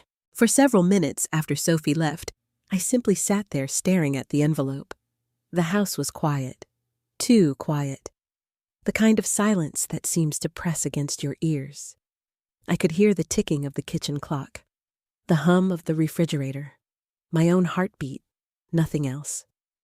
The manila envelope rested on my lap like a loaded weapon, because deep down, I already knew. Whatever was inside wasn't going to help Ethan. It wasn't going to explain away the debt. It wasn't going to reveal some innocent misunderstanding. No. This was going to make everything worse, much worse. I waited until Ethan arrived to pick up Sophie. I didn't want her anywhere near whatever was hidden inside. When his SUV finally pulled into the driveway, I watched from the living room window. Ethan looked exhausted, older, thinner. His shoulders carried the weight of someone slowly collapsing under pressure. For a brief moment, I felt sorry for him. Then I remembered the forged signatures, the missing documents, the lies, and my sympathy became something more complicated. After Sophie left, I locked the front door, carried the envelope to the dining room table, and opened it. The first thing I noticed was how organized everything was. Not random papers, not scraps, not notes, a carefully assembled file. That terrified me immediately, because chaos can be accidental. Organization is intentional. Someone had deliberately hidden these documents. I removed the first stack. Bank statements, dozens of them. The second stack contained loan documents. The third contained legal notices. And then I saw my name. Veronica Cook. The room seemed to tilt. I picked up the document, read it once, then twice, then 3 times. Each reading made the truth harder to deny. My name appeared as a guarantor for a loan I had never agreed to, for an amount I had never authorized. My hands began shaking. No. I whispered the word, but the paper didn't change. The words remained exactly where they were, cold, permanent, real. I continued reading. Each page revealed something worse. More loans, more obligations, more references to my property. Then I found another signature. My signature, or rather, a version of it. Close enough to fool strangers. Close enough to fool institutions. But not close enough to fool me. I knew my own handwriting. I knew every habit, every curve, every flourish. Someone had copied it. Again, and again, and again. The realization made me physically sick. I rushed to the kitchen sink, gripped the counter, closed my eyes. For several seconds, I thought I might actually throw up, because the problem wasn't just money anymore. Money can be repaid. Money can be lost and rebuilt. This was something else. This was betrayal. The kind that permanently changes relationships. The kind that destroys trust. I eventually returned to the table, forced myself to continue. And that's when I found her name, Vanessa Reed. The name appeared repeatedly. At first, I assumed she was a lender, then a lawyer, then an investor. The more I read, the less certain I became. But one thing was obvious. She was deeply involved. Very deeply involved. There were payment records connected to her. Transfers, contracts, correspondence. Thousands of dollars moving back and forth, sometimes tens of thousands. I grabbed a yellow legal pad and began making notes. Every mention, every date, every amount. The deeper I dug, the more disturbing the picture became. Over the next 3 hours, I reconstructed part of Ethan's hidden life. A life I never knew existed. The son I thought I knew had apparently spent years chasing increasingly risky business opportunities. Some succeeded, most failed. Each failure led to another gamble, another loan, another promise, another attempt to recover losses. The pattern was painfully clear. Ethan hadn't fallen into a hole. He had dug it himself, one decision at a time. Then I found something that made my blood run cold, a notice of potential foreclosure action. My address was listed, my house, my home, the place Thomas and I had built together, the place where Ethan took his first steps, the place where every Christmas memory lived, threatened. Because of debt I never created, I sat back in my chair, completely numb. For the first time since all this began, anger finally broke through the grief. Not explosive anger, not rage. Something colder, something steadier. I had spent days feeling confused, scared, heartbroken. Now I felt something new. Determination. Because regardless of how much I loved Ethan, I could not allow him to destroy my life. Not to save himself. Not for any reason. The realization hurt, but it also brought clarity. Around 5 o'clock that evening, my phone rang. Melissa. I answered immediately. Hello? Her voice sounded nervous. Veronica? Yes. I think I found something. My pulse quickened. What? There was a pause, as though she wasn't sure how much to say over the phone. Then she whispered, It's about Vanessa. I sat upright. What about her? I remembered where I'd heard the name. The silence that followed felt endless. Tell me. Melissa took a deep breath. She wasn't just Ethan's business partner. Every instinct in my body went on alert. What do you mean? I think she was much more than that. For a second, I didn't understand. Then I did, and suddenly the room felt colder than ever. No, the word escaped automatically. I don't know for sure, Melissa said quickly, but I found old messages. I closed my eyes. Messages. Of course. There were always messages. I never wanted to believe it. Her voice cracked. But there were things that didn't make sense. My heart broke for her. Not because I knew the full truth yet, because I could hear the pain, the humiliation, the years of doubt. What kind of things? Secret meetings? Long disappearances? Deleted texts? Conversations that stopped when I entered a room? The list sounded painfully familiar, because I had witnessed similar behavior myself, not as a wife, as a mother. The lies, the evasions, the secrecy, the constant feeling that something wasn't right. Suddenly, I realized the deception extended far beyond money, far beyond debt. Whatever Vanessa Reed represented, she wasn't merely an investor. She was part of Ethan's hidden world, a world built on secrets. Melissa continued speaking. I don't know exactly what happened. Okay, but I know this. What? Her answer came quietly, yet it hit harder than anything else she'd said. Ethan trusted her more than he trusted his own family. The sentence lingered between us. Painful, heavy, true. Because if Ethan had trusted his family, none of this would have happened. He could have asked for help. He could have admitted failure. He could have told the truth. Instead, he chose secrets, and now everyone was paying the price. After we hung up, I sat alone in the dining room. The evidence spread across the table. The house silent around me. For years, I had believed my family's biggest threat was debt. Now, I understood something worse. Debt was only the symptom. The real disease was deception. And somewhere at the center of it all stood Vanessa Reed, a woman I had never met, a woman whose name appeared on nearly every document, a woman who seemed connected to every disaster unfolding around my son. I looked down at the papers again, at the transfers, the contracts, the signatures, and for the first time I made a decision. I was done waiting for answers, done hoping Ethan would tell the truth. Done pretending things would somehow fix themselves. If Ethan wouldn't explain what happened, I would find out myself.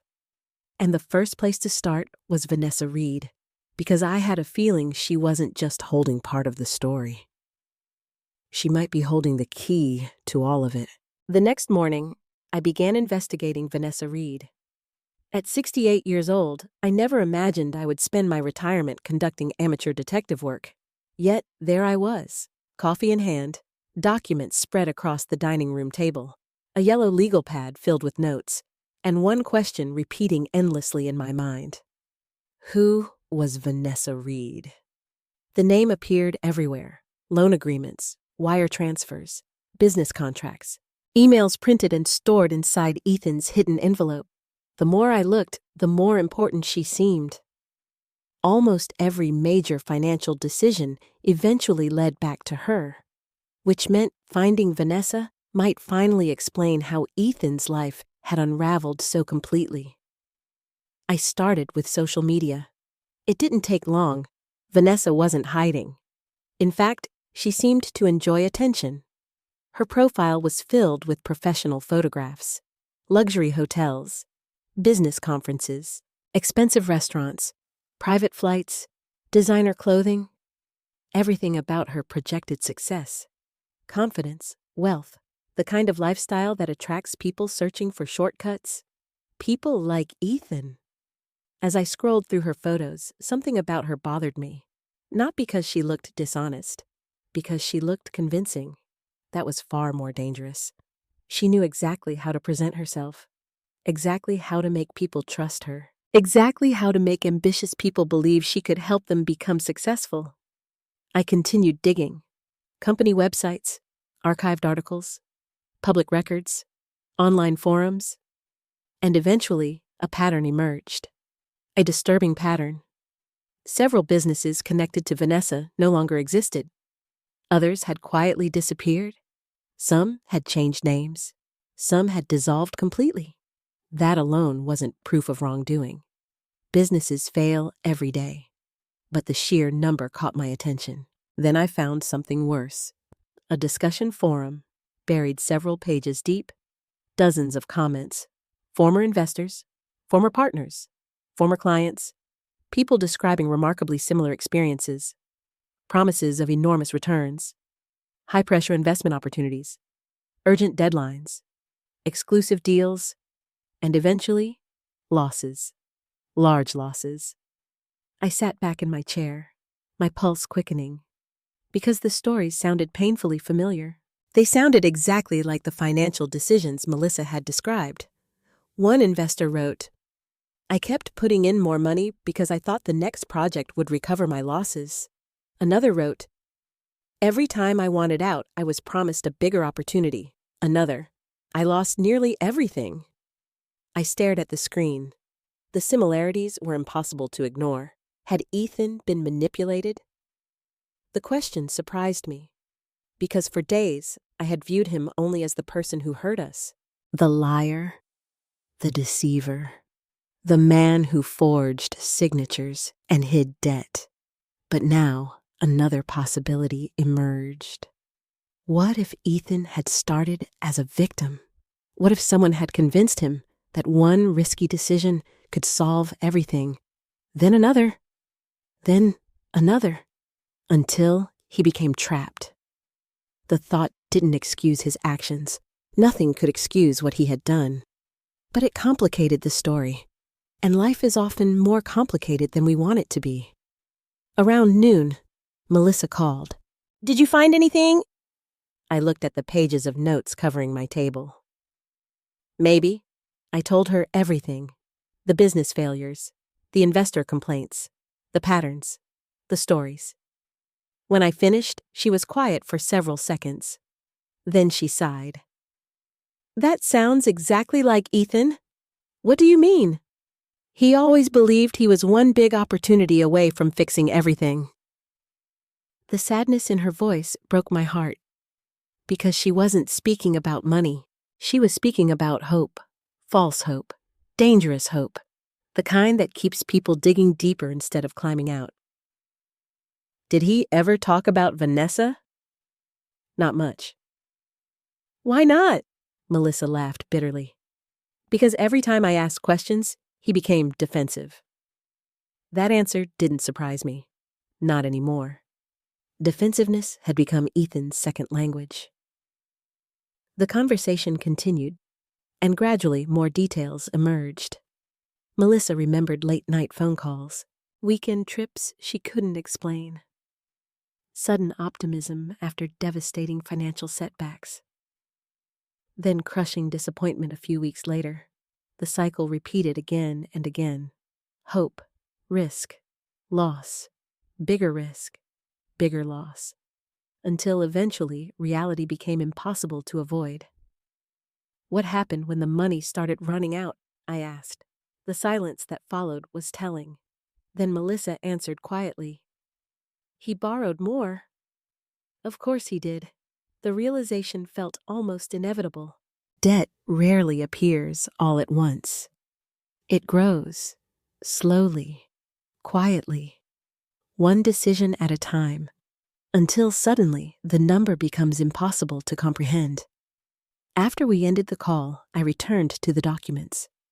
This time, focusing specifically on Vanessa. And that's when I found something interesting.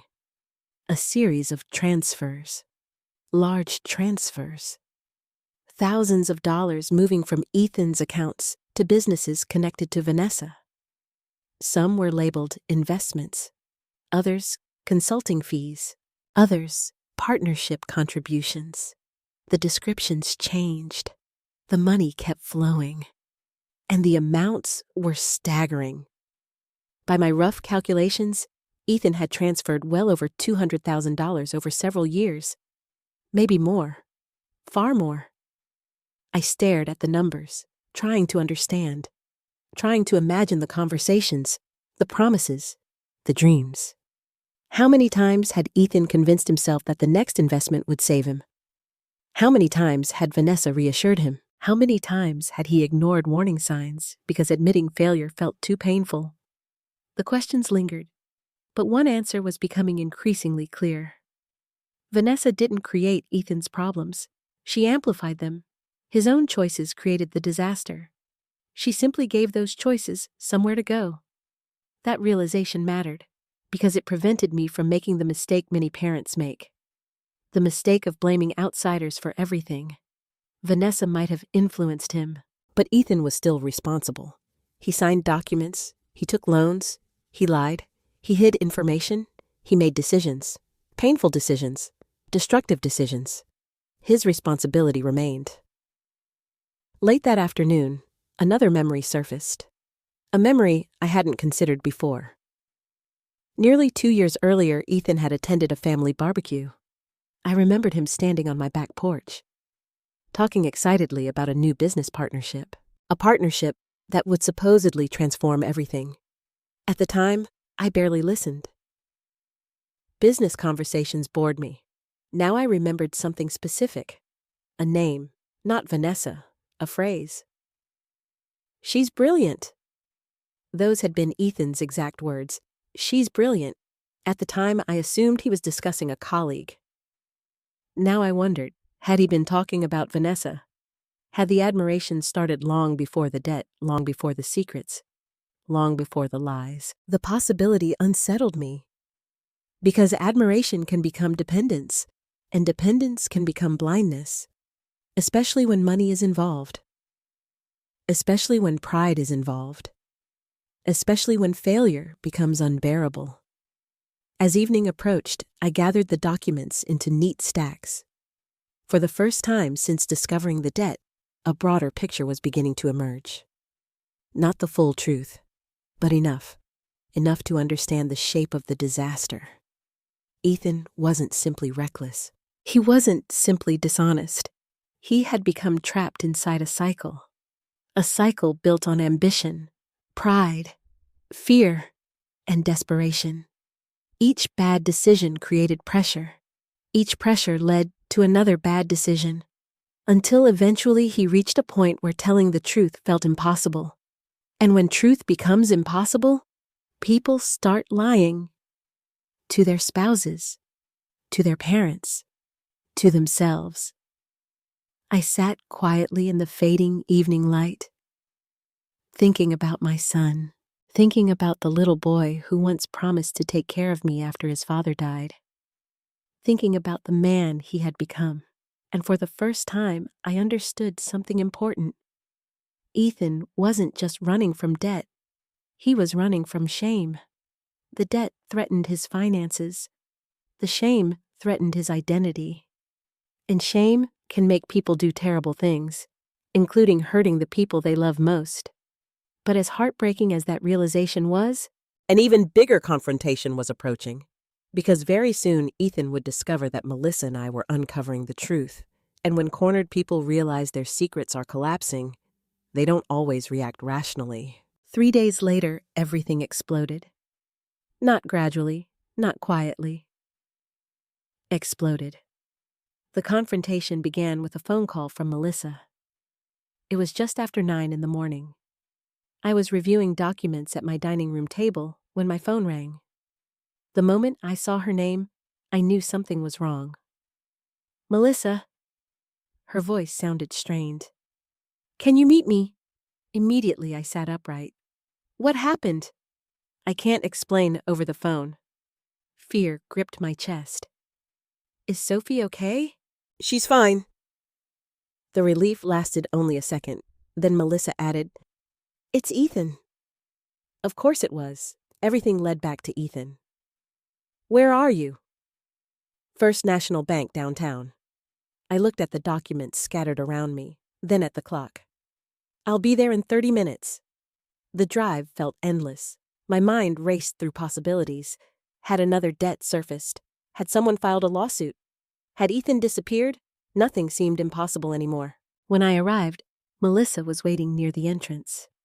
The moment I saw her face, I knew things had gotten worse, much worse. She looked pale, exhausted, terrified, the expression of someone standing on the edge of disaster. "What happened?" Instead of answering, she handed me a folder. I opened it. Inside were copies of account records, loan summaries, payment notices, and several pages highlighted in yellow. My stomach tightened immediately. "What is this?" Melissa swallowed hard. "I finally got access to some of Ethan's records." I flipped through the pages. The numbers made my head spin. Loan balances, interest charges, past due amounts, penalties. Every page looked worse than the last. Then I reached the final sheet and froze. Total obligations estimated $612.784. For several seconds I simply stared, unable to process the number, unable to believe it. The debt wasn't $483,000. It was over $600,000, more than $500,000. The room seemed to tilt. I gripped the folder tightly. "Melissa?" My voice barely worked. "Is this accurate?" She nodded. Tears appeared instantly. "I think so." "Think so." The uncertainty terrified me even more, because if Melissa still wasn't certain, there might be additional debt nobody knew about. The thought made me physically ill. "What happened?" The question escaped before I could stop it. "What happened to my son?" Melissa looked away, toward the bank lobby, toward the customers entering and leaving, anywhere except me. Then she whispered, "He couldn't stop." The answer sounded simple, but I understood, because addiction isn't always gambling, or alcohol, or drugs. Sometimes it's risk, sometimes it's hope, sometimes it's the belief that the next opportunity will solve everything, the belief that one more decision can erase all previous mistakes. And by the time reality catches up, the damage is catastrophic. Melissa and I sat in the bank's small consultation area. A financial officer had agreed to review some documents with us, not because we were authorized on Ethan's accounts, because several records involved my property, my house. The realization still felt surreal. The officer, a middle-aged woman named Karen, entered carrying additional paperwork. She sat across from us, professional, careful, sympathetic. The combination frightened me.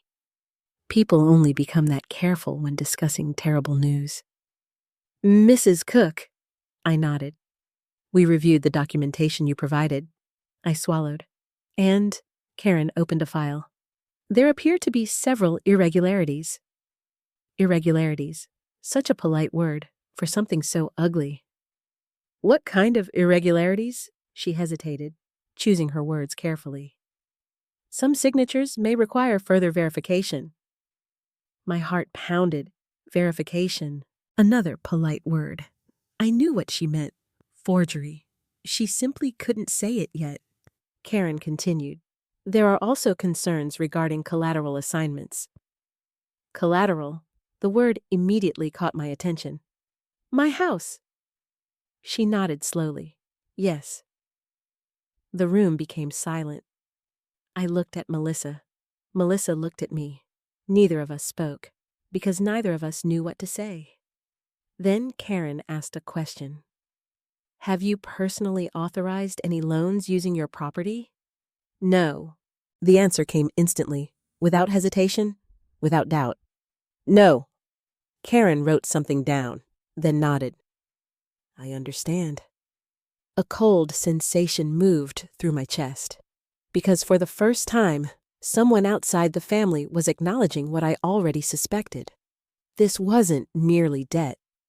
This was fraud, potentially criminal fraud, and somehow my son was at the center of it. The meeting continued. More questions, more documents, more explanations.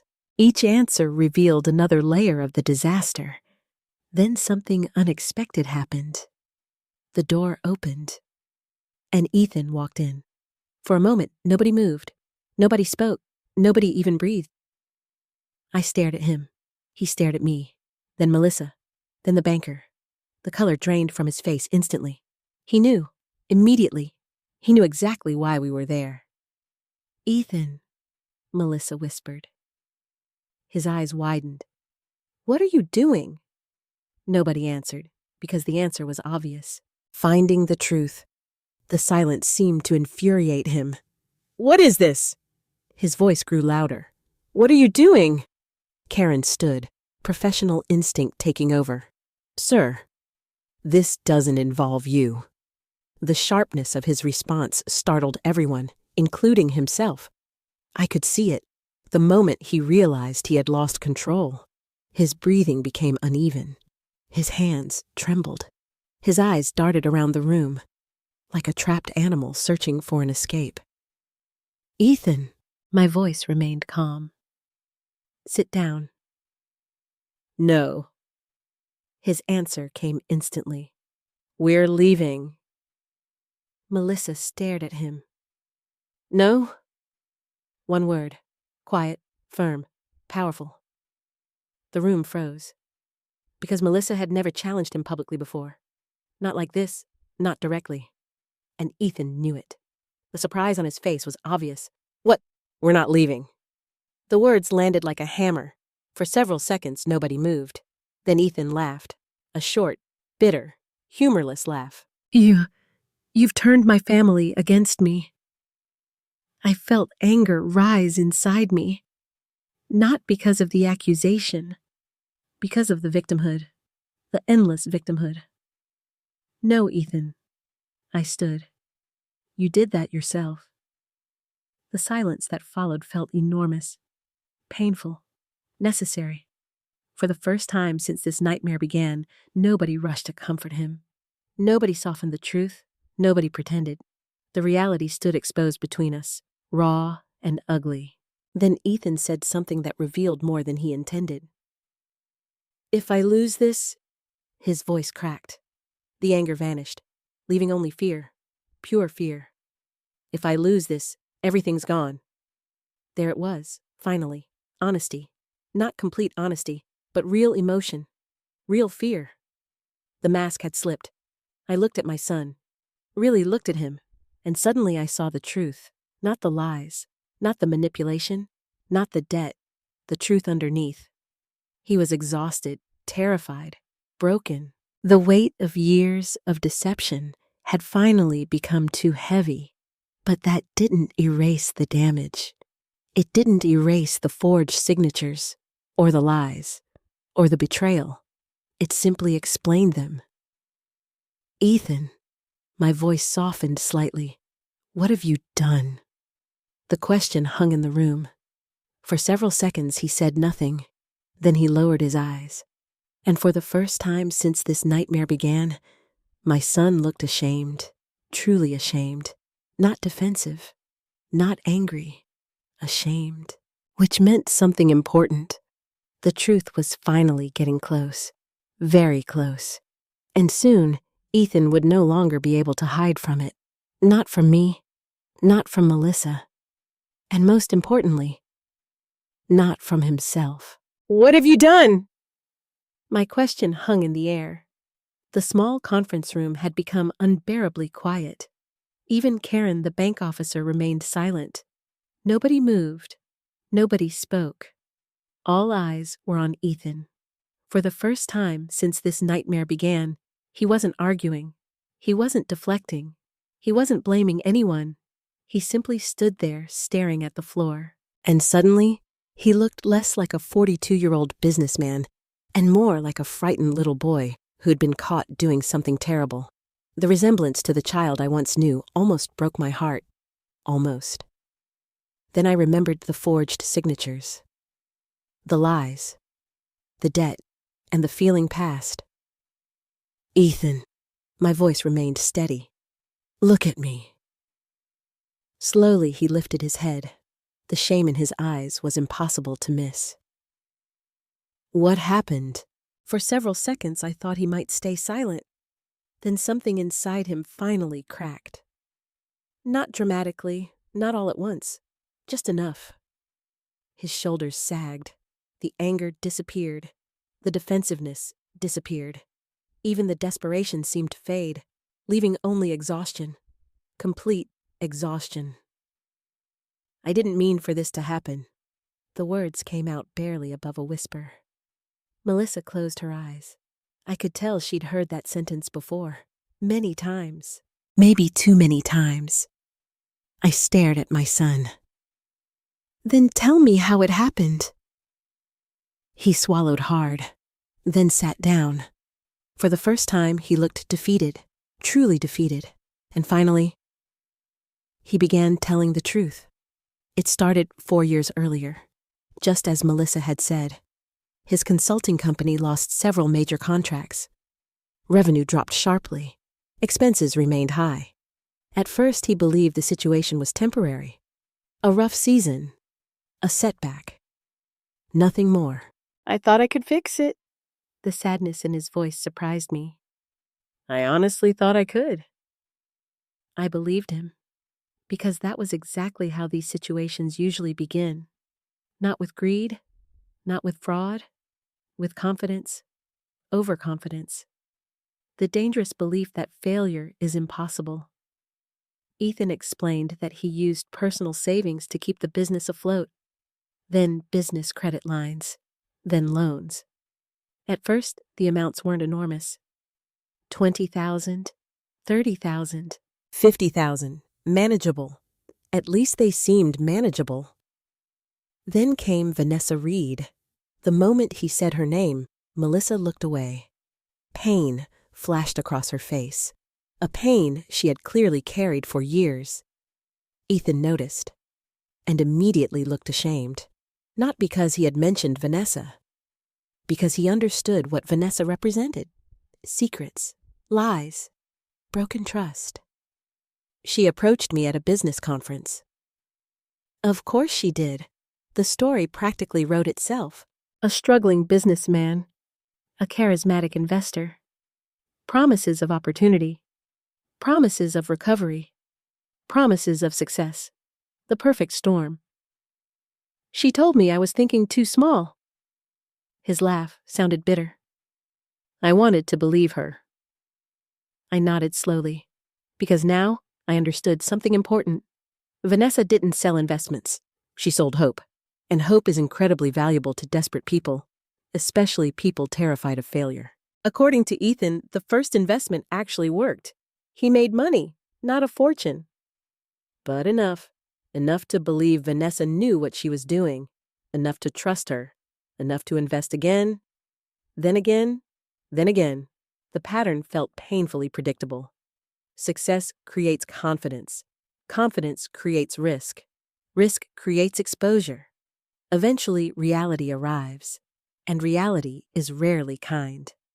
The fourth major investment collapsed, then another, then another. Hundreds of thousands of dollars disappeared. Gone. Lost. Never returning.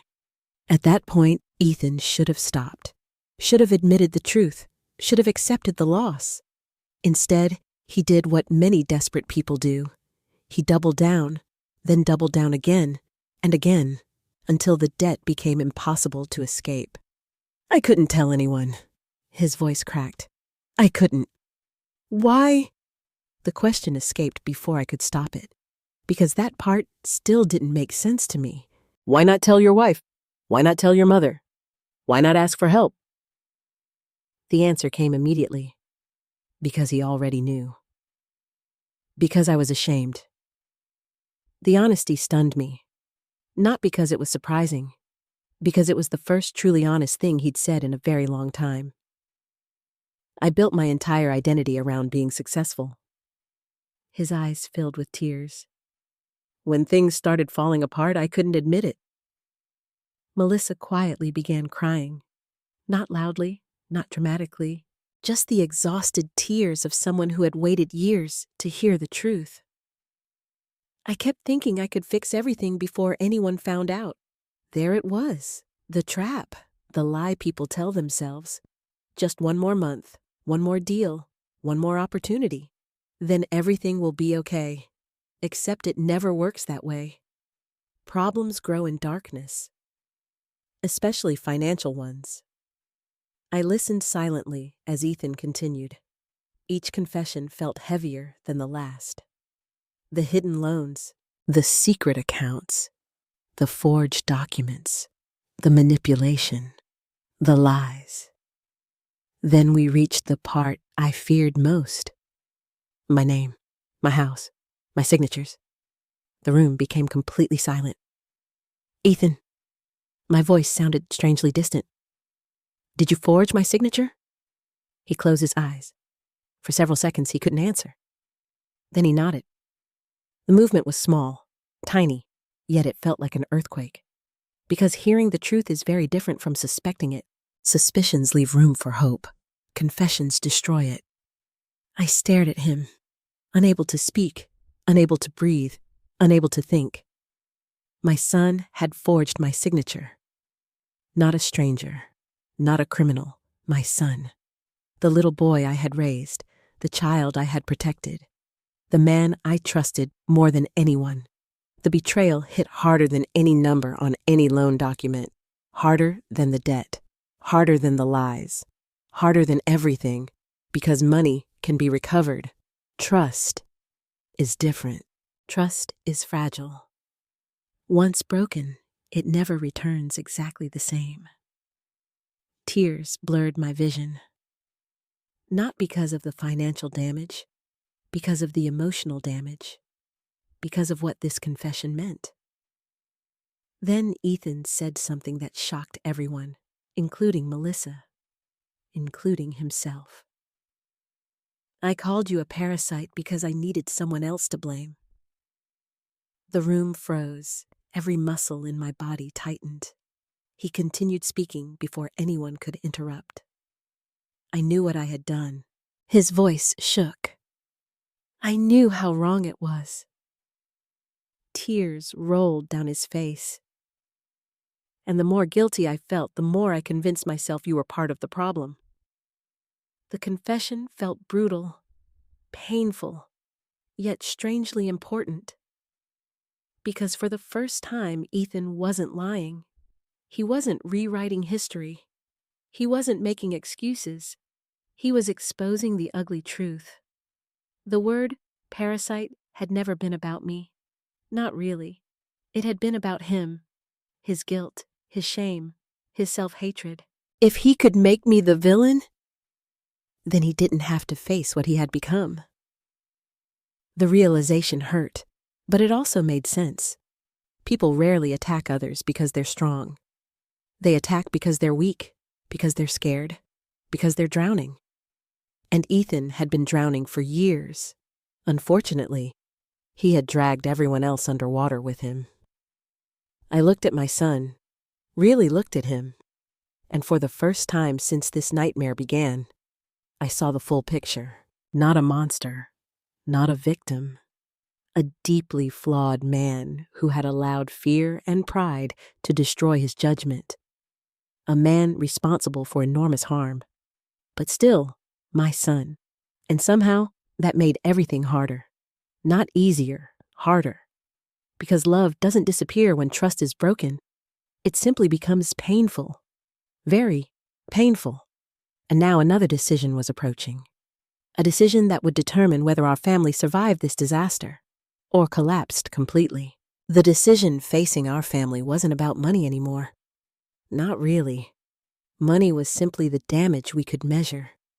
The real question was whether trust could survive what Ethan had done. And none of us knew the answer. After the meeting at the bank, nobody wanted to talk. Melissa went home. Karen continued her paperwork. And Ethan and I sat alone in a small conference room. For the first time in years, there was nowhere left for him to run. No excuses, no distractions, no new investment, no new lie, just consequences. He sat across from me with his hands folded, staring at the table, looking completely defeated. I studied his face. The exhaustion, the guilt, the shame, the grief. All of it was real. And somehow that made the situation even more heartbreaking. Because it would have been easier if he were simply cruel, easier if he were selfish, easier if he didn't care. But he did care. He cared deeply. The problem was that he had spent years making terrible decisions while convincing himself he was protecting everyone. A dangerous combination. "Mom?" His voice broke the silence. I looked up. "I'm sorry." The words were simple, but they carried more weight than anything he'd said so far. For several seconds I didn't respond, not because I didn't hear him, because I didn't know what to say. An apology couldn't erase forged signatures. It couldn't erase sleepless nights. It couldn't erase the fear of losing my home. It couldn't erase Melissa's suffering. It couldn't erase Sophie's confusion. Some wounds don't disappear because someone says sorry. Eventually I nodded. I know. Tears immediately filled his eyes, because he understood what I meant. I know you're sorry, but sorry isn't enough. We sat quietly again. Then I asked the question that had haunted me since the beginning. "Why didn't you come to me?" His face crumpled. The answer arrived instantly, because he'd been carrying it for years. "Because I was afraid." Afraid. Such a small word, yet capable of destroying lives. "Afraid of what?" He laughed bitterly.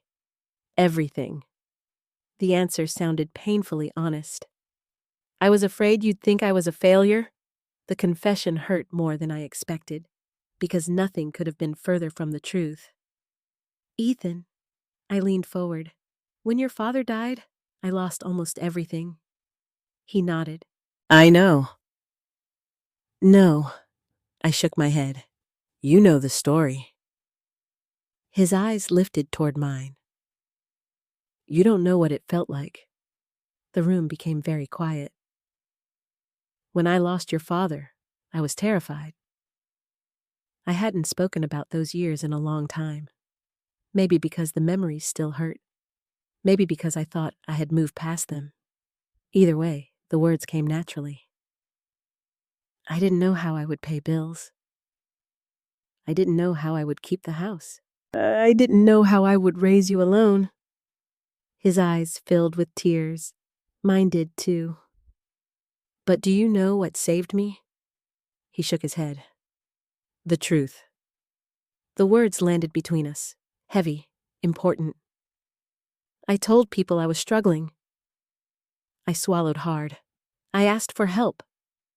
The shame on his face deepened because he finally understood. The problem wasn't failure.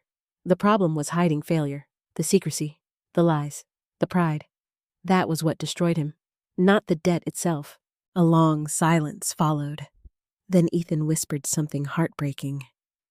"I didn't think you'd still respect me."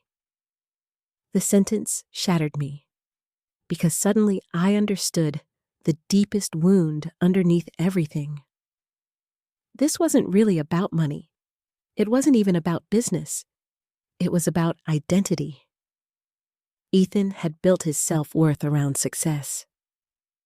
The moment success disappeared, he stopped believing he deserved love. And once someone believes that, they become capable of almost anything, including self-destruction, including betrayal, including ruining the lives of people who care about them. The realization didn't excuse his choices, but it explained them. Hours later, Ethan agreed to do something he had avoided for years. Tell the complete truth. Not part of it. All of it. Over the next several days, lawyers, financial advisors, and investigators became involved. The process was painful, humiliating, exhausting, but necessary. Every hidden account surfaced. Every loan, every debt, every document, every lie. Nothing remained buried. And the final picture was ugly. Very ugly. The debt exceeded $600,000. Several signatures appeared fraudulent. Multiple lenders had already begun legal action. Vanessa Reed had vanished completely. Her business offices were empty, phone numbers disconnected, emails unanswered. She wasn't coming back, which meant Ethan would face the consequences alone. No partner, no investor, no miracle rescue. Just reality, for perhaps the first time in his adult life. Reality. The investigation ultimately confirmed something important. My house could be protected, not without effort, not without legal battles, not without enormous stress, but protected. The forged documents changed everything. The lenders could pursue Ethan. They could pursue his assets. But my home would not be taken. The day we received that news, I cried. Not because of the property itself, because Thomas's memory would remain safe. Because our family's history would remain safe. Because one thing, at least one thing, had survived the disaster. When I told Ethan, he began crying too, hard, uncontrollably, like a child. At first, I thought he was relieved. Then I realized something else. He was mourning. Not the house, himself, the person he used to be, the person he wished he had remained. Because sometimes consequences don't arrive as punishment. Sometimes they arrive as clarity. And clarity can be brutal, especially when it forces you to confront who you've become. A week later, another important conversation took place. Melissa finally confronted Ethan about Vanessa. The confrontation happened privately. I wasn't there. But Melissa later told me enough. There had never been a formal affair, at least not physically. Yet the emotional betrayal was undeniable. Vanessa had become the person Ethan trusted, the person he confided in, the person he listened to, while shutting out his own wife. The revelation nearly destroyed Melissa, and honestly, I couldn't blame her. Trust had been broken in more ways than one. Still, something unexpected happened. Instead of leaving immediately, Melissa chose distance, not divorce. Not yet. Distance, space, time. Time for Ethan to prove he could tell the truth. Time for her to decide whether forgiveness was possible. Time for wounds to stop bleeding. And perhaps that was the wisest choice of all. Because healing cannot be rushed. Not real healing. Not after damage like this. As the weeks passed, Ethan began selling assets, downsizing, meeting attorneys, working repayment plans, accepting responsibility. It wasn't glamorous. It wasn't inspiring. It was simply necessary. The slow, painful work of cleaning up a disaster. One day at a time. One decision at a time. Exactly the opposite of how the disaster had been created. And for the first time in years, he stopped running. The months that followed were some of the hardest of our lives. Not because of dramatic courtroom scenes. Not because of public scandals. Not because of some sudden miracle that fixed everything. Real consequences are rarely dramatic. Most of the time, they're slow. Painfully slow. One difficult day after another. One uncomfortable conversation after another. One hard truth after another. And that was exactly what Ethan faced. For the first time in years, there were no shortcuts left. No secret investor. No miracle opportunity. No Vanessa Reed promising that everything could still be saved. Only reality. And reality demanded payment. Not just financial payment. Emotional payment. Psychological payment. Moral payment. The price of every choice he had made. 3 weeks after his confession, investigators officially began examining several transactions connected to Vanessa's companies. The news brought mixed emotions. Part of me felt relieved. At least someone was finally asking questions. At least someone was finally looking at the trail of damage she had left behind. Another part of me felt strangely empty, because exposing Vanessa wouldn't undo what had happened. It wouldn't restore trust. It wouldn't erase forged signatures. It wouldn't give Melissa back the years she spent living inside a marriage filled with secrets, and it certainly wouldn't give Sophie back her sense of security. Damage had already been done. The investigation simply revealed how much. As authorities dug deeper, an ugly picture emerged. Several investors had filed complaints. Multiple ventures had collapsed. Money had disappeared. Business records were incomplete. Some companies appeared to exist mostly on paper. Others had been dissolved shortly after receiving large investments. The details were complicated, but the conclusion was simple. Vanessa had left a trail of financial destruction behind her. Unfortunately, that didn't make Ethan innocent, not even close, because every investigator reached the same conclusion. Nobody forced him to sign documents. Nobody forced him to lie. Nobody forced him to forge signatures. Those choices belonged to him, and Ethan accepted that, at least now he did. One afternoon, about 2 months after our confrontation at the bank, he asked if he could visit me. I almost said no. Not because I hated him, because I was tired. Emotionally tired. The kind of tired that settles deep inside your bones. But eventually, I agreed. When he arrived, he looked different. Not dramatically, subtly. The expensive watch was gone. The luxury SUV had been replaced with a modest used sedan.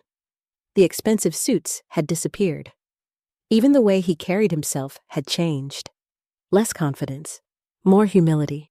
For years, I had watched him chase success. Now I was watching him survive failure. And strangely enough, the second version seemed more honest. We sat on the back porch together, the same porch where Thomas and I used to drink coffee on summer mornings. For several minutes, neither of us spoke. Then Ethan finally broke the silence. I started therapy. The statement surprised me, not because therapy was unusual, because Ethan had spent most of his life believing he could solve everything himself. Asking for help had never come naturally to him. "How's it going?" He laughed softly. "Uncomfortable." I nodded. "That sounds about right." For the first time in months, a small smile appeared on his face, then disappeared. "I learned something." "What?" He looked out toward the yard, toward the old maple tree his father had planted decades earlier. "I wasn't actually afraid of failing." I frowned. "What do you mean?" His answer came slowly, like he had spent many hours thinking about it. "I was afraid people would stop loving me if I failed." The words hit me harder than I expected, because suddenly, everything made sense. Not the choices, the motivation, the fear underneath the choices, the fear that drove everything else. I thought about the little boy standing beside his father's grave, the teenager desperate to make me proud, the young man chasing achievement, the businessman terrified of losing status. The pattern stretched across his entire life. And somehow, neither of us had fully seen it. "Ethan," I looked directly at him. "You never had to earn my love." His eyes immediately filled with tears. Because deep down, he had spent years believing the opposite. Years. Imagine carrying that burden for years. The conversation lasted nearly 3 hours. No shouting, no accusations. Just honesty. Painful honesty. The kind that arrives only after illusions die. By the end, I realized something important. My son had changed. Not completely, not magically, not overnight, but genuinely, because real change doesn't happen when people get caught. It happens when they finally stop lying to themselves.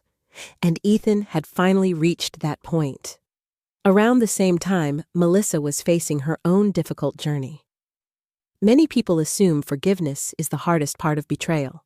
They're wrong. The hardest part is deciding whether forgiveness is even possible. Melissa wasn't ready, not yet, and nobody blamed her. She continued living separately. She continued protecting Sophie. She continued attending counseling. Slowly, carefully, one day at a time.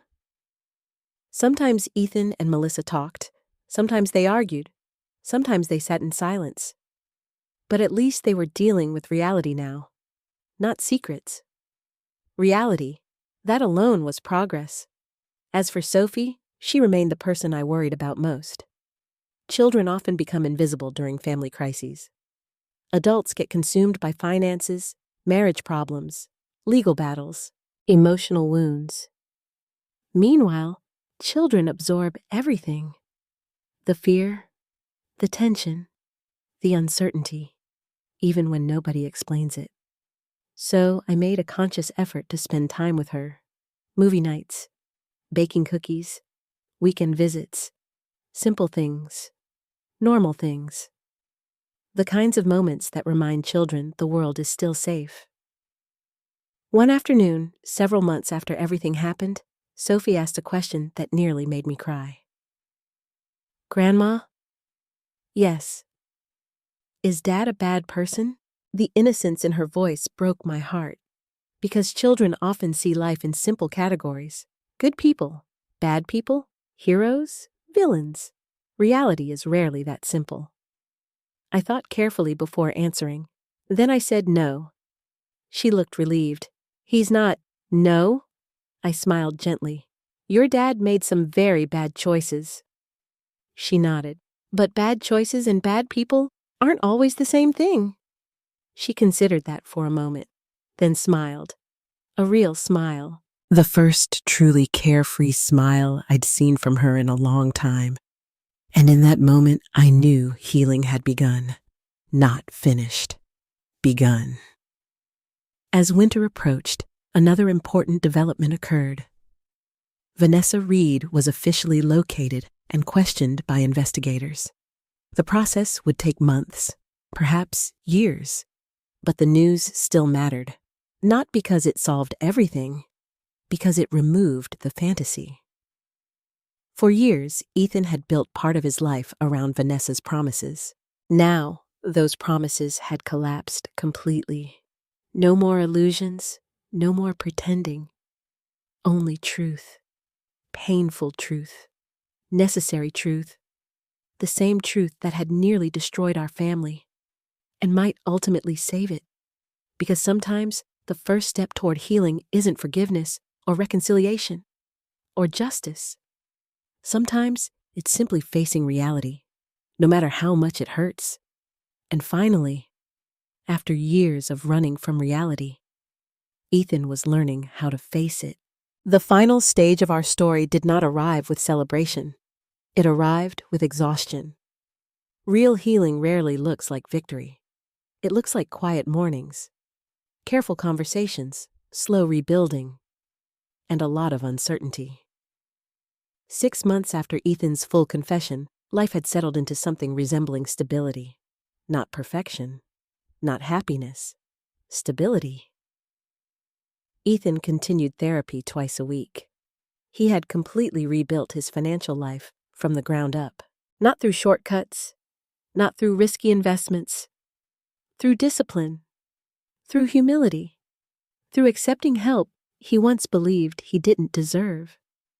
Melissa still lived separately, but the distance between them had changed. It was no longer a wall. It was a bridge under construction. Some days she visited him. Some days she didn't. Some days they talked about Sophie. Some days they talked about nothing at all.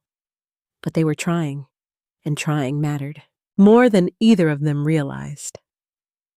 As for me, I found myself changing too. I no longer woke up every morning consumed by fear or anger. Instead, I woke up with clarity, the kind that only comes after surviving something painful. One afternoon, Ethan came to visit me alone. We sat in the same kitchen where everything had once fallen apart. The air felt different now, less heavy, less sharp. He placed a small folder on the table. "What's this?"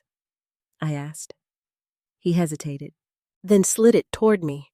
I opened it.